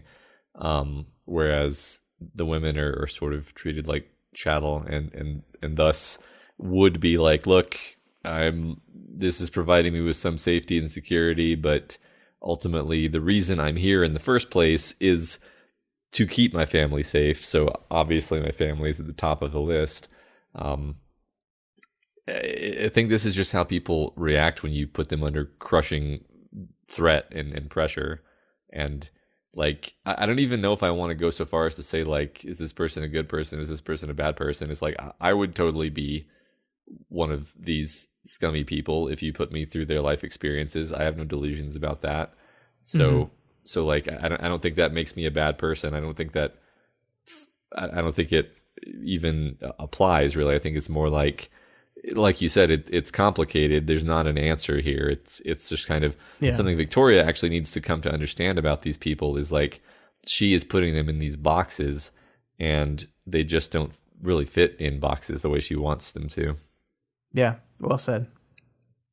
So meeting back up with the Misfit Toys, Victoria and the other capes decide that Capricorn will wall off this house with his power in order to keep them from interfering.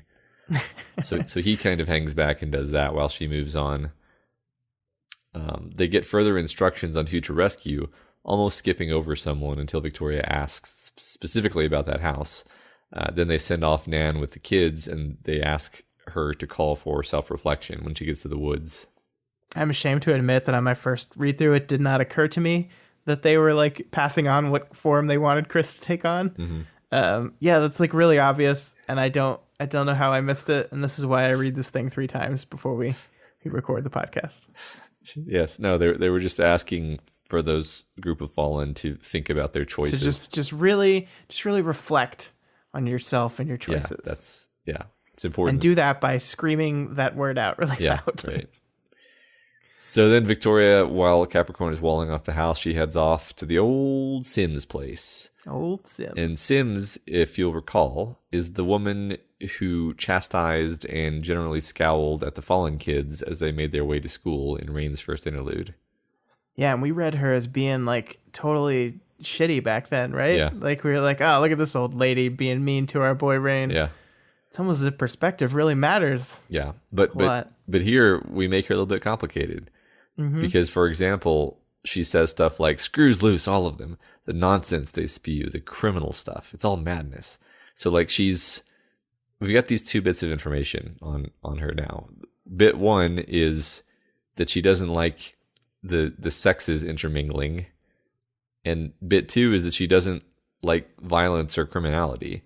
Yeah. So, like, to me, and this is based on very little evidence, but to me, she seems like a conservative Christian woman with probably fairly milquetoast, conservative Christian values, who just got caught up with the Fallen and kind of had to avert her eyes to all the bad stuff. And now things have just gone so much farther than she ever wanted them to, but she's sort of done the Taylor thing of justifying it as she went along, and now she's here.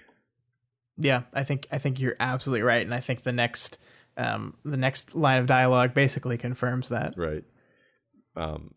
Yeah, which is there's right and there's wrong. She said, "You can do everything right moment by moment and still end up on the wrong side, too beaten down to fight things anymore."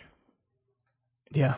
Which is really, really powerful. In fact, I admit, like, for some reason, and I think I know why, but like when she said that, I kind of got choked up for a second, and it came out of the blue. Actually, I was just like reading this action chapter, and then she said that, and I like had to stop for a second and was like, interesting. That affected me really strongly, and I think it's basically that it's your subconscious is thinking about these things already. These are the kinds of things that were very critical to Taylor's story too. So that's all in there too. Yeah. And when she says this, she's giving this confession, and it really hits you. Yeah, I mean, there's something I think inherently terrifying about this, right? Mm-hmm. That like you could know the difference between right and wrong, and you could be making decisions that appear to you moment to moment as the right ones, and still at the end of the day you look and you find yourself, you're the baddies. Yeah. And at that point you're just too tired to do anything about it anymore. It's like you realize it, you come to that realization, and it's just like, I don't have any fight left in me. So this is just this this is what I am now. Yeah. And that's terrifying. Yeah. Yeah, absolutely. And I love that. Yeah, this is basically a confession. She's confessing to Victoria. Victoria even realizes this, but Victoria's response is incredibly personal to herself. Even though this person is confessing to her, Victoria is almost taking this as an accusation against her too, because she says, "I've been beaten down before. I'll find a way to keep fighting. Humans are resilient. We made it through Gold Morning." And her response is, again, probably both shifting from talking about herself to almost offering advice, because she says, "It's very easy to lose sight of how beaten down you are. Don't let the little things slide. We have to be vigilant." And this is fascinating to me, Matt, on like 20 different levels, because you have this woman who is basically at this moment where maybe this attack, maybe what's happening on was finally the thing that pushed her over the edge and made her realize that she was on the baddie's side once and for all. And she's having this self-realization in the middle of Victoria coming to save her. But also there's part of me that wonders, as she shifts from confession to advice, did she look at Victoria and clock Victoria as a person who needs this immediately too? Did she look at her and say like, "Oh, this is a person that needs to realize that you have to be vigilant"? Yeah.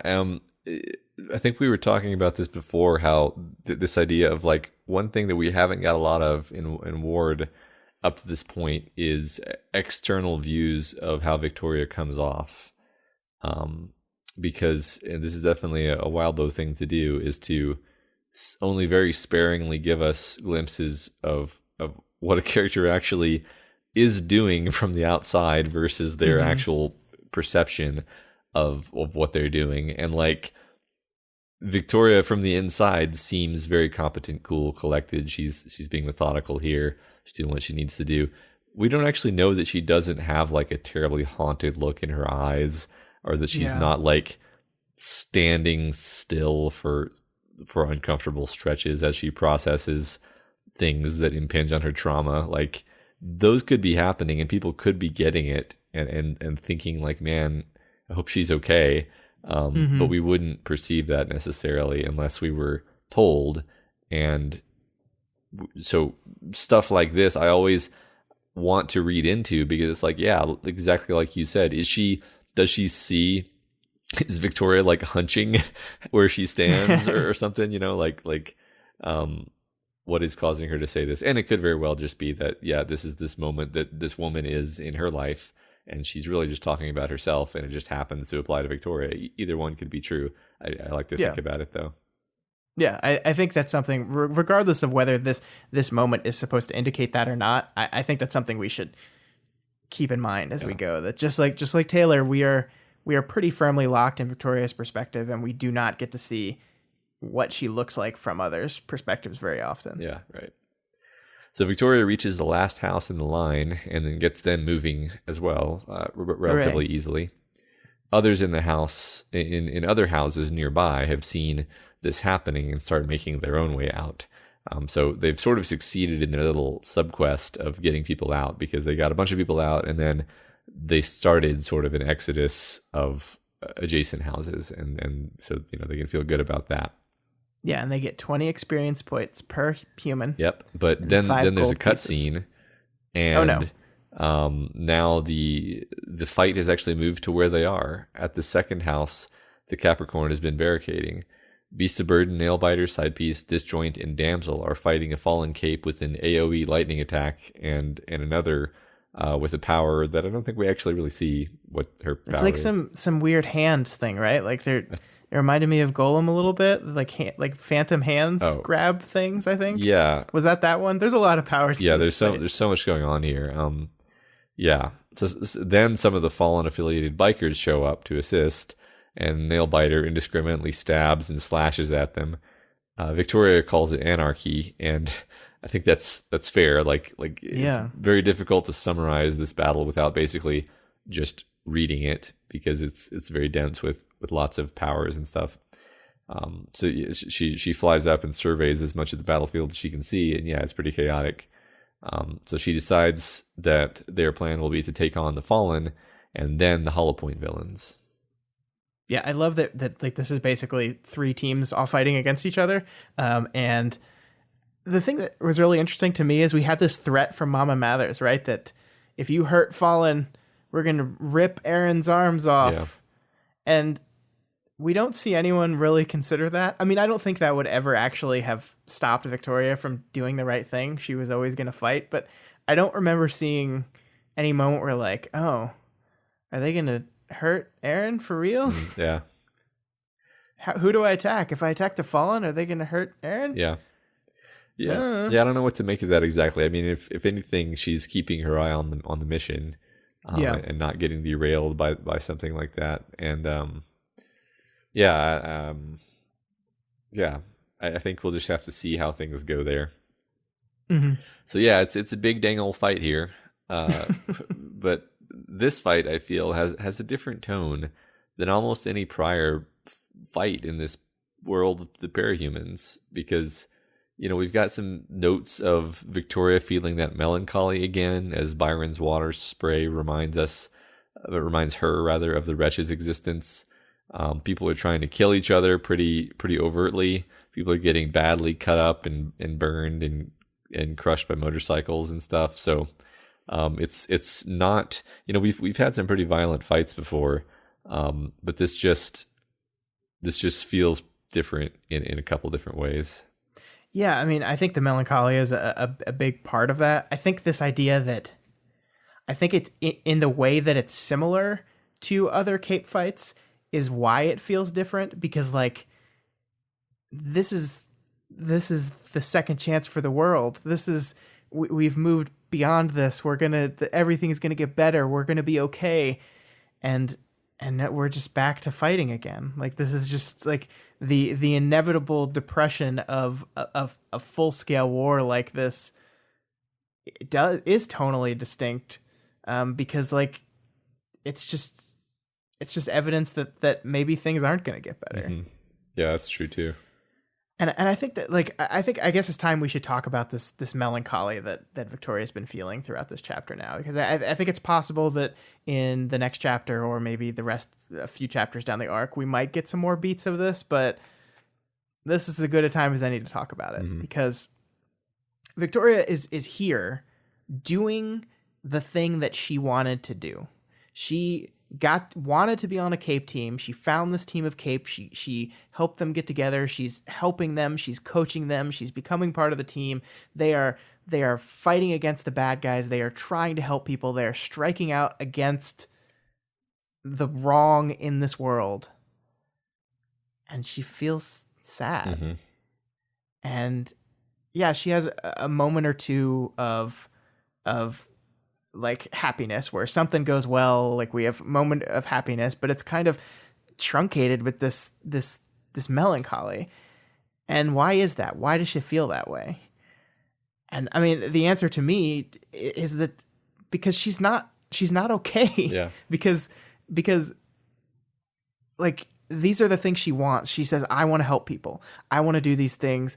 I want to embrace my Cape side again. I want to embrace this team, go forward, help people, help the innocent. And that's great. Being the warrior monk, helping people, saving lives, being a hero, that's great.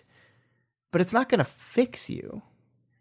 And that's what I think we're seeing here is the first hints that just going down this line, just swimming down this path like a shark is not going to fix your problems. Yes, it's good. Do it. But there's got to be something else. There's got to be more that you have to do. Right. Like some of the commenters this week pointed out, she is going to try to fake it till she makes it. She's trying to get her old life back. She thinks that joining this Cape team and trying to be a hero again is going to give her that. And I just don't think it's that simple. No. And worse, Matt. She's putting everything into the Misfit Toys. She's putting everything into this team. And she's still, and the sadness, the melancholia is still creeping in. What if this team fails? This thing that she's put everything in as a way of trying to push past her problems. What if it fails? Yeah. What then? Yeah. I mean, that might actually be good for her because it would cause her to reflect on where she is and maybe find a different solution. So, but I don't know. Yeah. I don't know.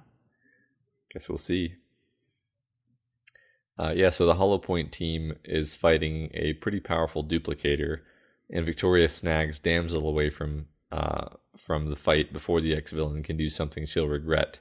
Damsel crashes them to the ground and tells Victoria, "I'm all out of patience. I'm ready to kill someone." Yeah. Hey, it's not at all troubling. Well, you know. It's interesting because, like, yes, she seems really wound up. We have this moment, actually, where she screams to everyone, "Wretches!" She howled the words, "Scum of the earth, you do not deserve this breath you draw," which is, like, vintage villain Ashley. It's so perfect. Yeah. And I don't think the word wretches is an accident here, Matt. Like, that word has a very specific connotation and meaning to our main character, and I don't think it's an accident that Wildbow chose to make Ashley say it. Yeah. And we'll see in a bit, and maybe I'm jumping ahead. Victoria does manage to talk her down here, so that's positive. Yeah. I think Ashley is holding it together. She's just getting increasingly agitated, and if anything, the fact that she tells Victoria this is a good sign. Like, rather than just being like, "Get off me, let me go back to the fight," she's like, she's if anything, she's reporting her mental state. You know, she's sharing. Yeah, and I think it's fun to contrast how Victoria deals with Ashley here to how Victoria dealt with Ashley throwing a temper tantrum after their scrimmage, because in that case she did not handle it well, and I think it shows that Victoria has learned more about Ashley in the intervening time and knows how to deal with her a little bit better. Yeah, that's true. She's done things like she's complimenting Damsel on successfully nettling Bob, and yeah, she's doing good. Yeah, and I think Damsel responds somewhat well to it. Yeah, I do wish Kenzie could swoop in and like put an iPod speaker to her ear to calm her friend down. That would make me feel a little bit better. Yeah, but it seems to work in the short term, at least. Yeah. So Bob ends up smashing the two fallen capes with motorcycles. So unless they were durable and we didn't hear about it, I think they're probably not going to get up. Yeah. Is this the first like confirmed death we've seen in this fight so far? Well, see, Victoria doesn't react to it as if someone was just killed in front of her eyes. So I'm not 100% sure if that's even what happened. But that's the thing, is like we've seen people get stabbed and like cut horribly. Like those kinds of wounds, you can bleed out pretty quickly. So yeah, that's true. So it's possible that those bikers are dead. Like I'm not sure what level of lethality we've actually observed up to this point. It is so very interesting to contrast this with Worm, though, where the first time someone died was like this watershed moment where things had changed, and this world is so different. Like, that's just death. Death happens and it's tragic, but the deaths that are probably happening here aren't as big of a deal. Yeah, well, and also Victoria is a character who's experienced a lot more Cape stuff, and at that point, Taylor had experienced almost none. So you were watching her development, and for Victoria, it's probably super bummer to see someone killed, but you get the sense she could probably process it a little bit more quickly. I don't know. We'll see. We will. So Victoria tries to talk to Bob and has him and Nailbiter try to kill her in response. The Hollow Point Capes take potshots at Sveta and Capricorn as they attempt to flee. And then Dark Introspection saves the day. Yay! It's Feather Conch Bird Man guy. I really want to be inside the mind of like a Hollow Point Cape who has been just forced to deal with like these fucking random creatures showing up to every fight that we have no idea where they're coming from or what they're doing or if they're even connected at all. Yeah. And there's just these random looking things showing up and just like, hey, I'm going to screw up your day and then I'm going to go away. Yeah. Super weird looking things. Yeah. You got to assume they're related just due to how disturbing they look. I guess so, yeah. Nightmares. Oh man. Yeah, so then he saves he kind of like, his form is actually quite durable, so he kind of like blocks their attacks. Yeah. Then another group of fallen capes arrives on the scene. One of them stands out. All in white, a mask with no eyes, a feminine theme, and a cane. Valefor. God. Matt, why didn't everyone on this team bring earplugs? God, they're so poorly written, Matt. So poorly written. Yes. Why didn't you bring earplugs? Duh. That's right, Scott. That's what this is. Yeah, exactly. All right. That wraps up those chapters, and now we're gonna slide into some name game. I don't remember if we talked about Valefor specifically ever, but I don't think we did, because I think the last time we saw him was before we were doing name game. Yeah. So yeah, but he's the name Valefor comes from. I guess it's a grimoire, which is a spell book, and he's allegedly a Duke of Hell in the Lesser Key of Solomon, and I believe his form was described as being like a lion with the head of a donkey, which is one of the least scary things I can think of. But I guess people weren't so creative back in the day. Yeah. But anyway, that's Valefor. Yeah, I mean, I think it just relates to demonology and religion. I mean, this is like, Valefor is one of the ones, along with like Baal, that is used in pop culture a lot. They're like fun demon names that we use, and like Diablo and a lot of other games and stories. And it just emphasizes that the Fallen use these demon names for themselves. Ironically, not Mama though. She's just Mama. That is true. She's just Mama. Yeah. She doesn't need a demon name. Yeah. Mama is the demon name. She's way scarier somehow. Yeah. Yeah. Okay. So discussion questions for next week. I really like this one. Now that we have a pretty good idea about what Victoria wants, what does she need?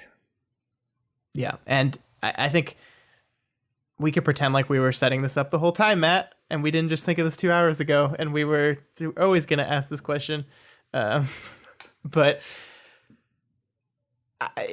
when you're answering this question, what I want people to pay attention to, and I think the reason why we decided to go with this, is a lot of the conflict in stories, a lot of the conflict that characters have is this natural conflict between what they want and what they need.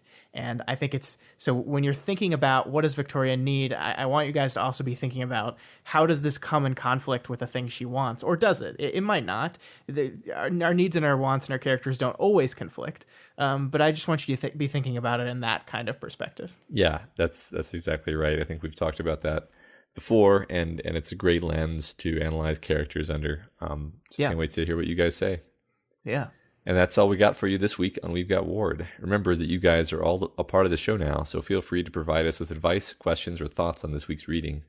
You can reach us via email at gotwormpod@gmail.com or on Twitter at gotwormpod. My personal Twitter is at scottdaily85, and Matt's is at creepyconkbirdman. More dinner mail. That's right. If you're not already subscribed to We've Got Ward, we strongly recommend you do so and never miss an episode.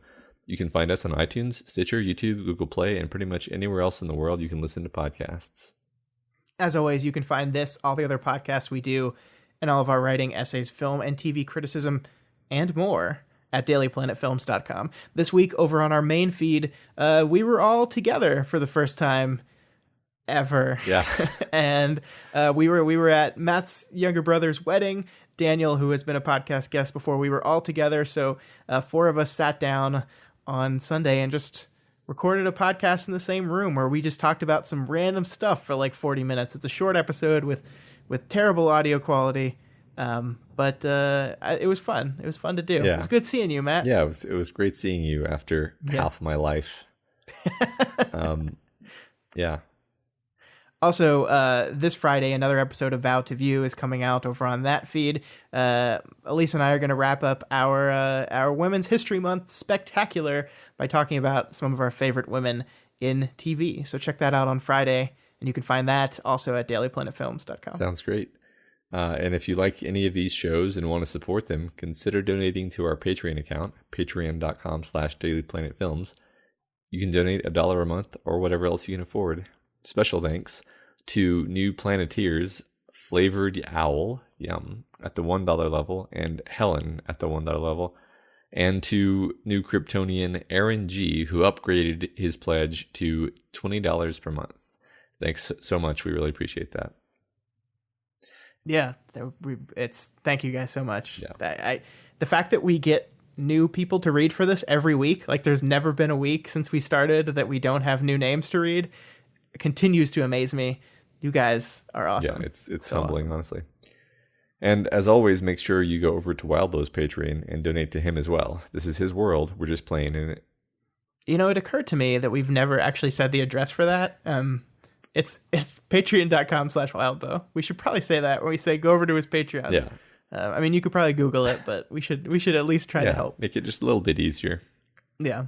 Fair enough. And if you can't afford to donate right now, that's okay. You can instead help us out by heading on over to iTunes and leaving us a rating and a review. You can be like Vitor from Brazil, who gives us 5 stars and says, "Hi, love the show. It's awesome for new readers and old ones. At the same time you guys started the podcast, my friend Tito did the same, actually a few weeks before, showing me Worm and being my guide through this wonderful world of parahumans. The difference is that we don't have a podcast, only kilometers of Facebook chat at 3 a.m. to talk about Worm. Love you guys. Thanks for being the best guides for the readers to come." Thank you so much, Vitor. That was so nice of you. I think it's cool that other people, you don't think about it, that like when we started, a bunch of other people probably started about the same time. And I love that that people can chat about this book just amongst themselves. Yeah. Like, I love the idea of 3 a.m. Facebook chat. Just I need to talk about this with someone, so I'm going to do it at 3 o'clock in the morning. Yeah, no, and I love that as being a universal of like people who love stories. We love to share them. We love to say, okay, what part are you on now? How far are you? Oh, yeah, that's great. Oh, you can't. Yeah. What comes next though? That's going to be. Oh, I can't say anything more though. Yeah. I love it. I love like it's not unique to this community, but it's one of the strongest things I've seen in this community is this excitement over new people reading the story, and this like I see so many posts about like, guys, I got my mom to read this, or I got my friend to read this, and it's like, what part are they at? Yeah. Tell me how they react when they get to this. It's like it's so excited and passionate, and like this community is not gatekeeping. The gate is wide open, and they want as many people inside it as possible. Yeah. And I think that's wonderful. Well said. Yeah.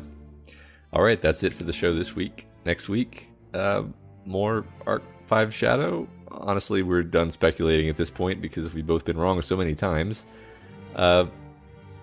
Shadow Arc 5 Part 5 next week. Sure. Bye.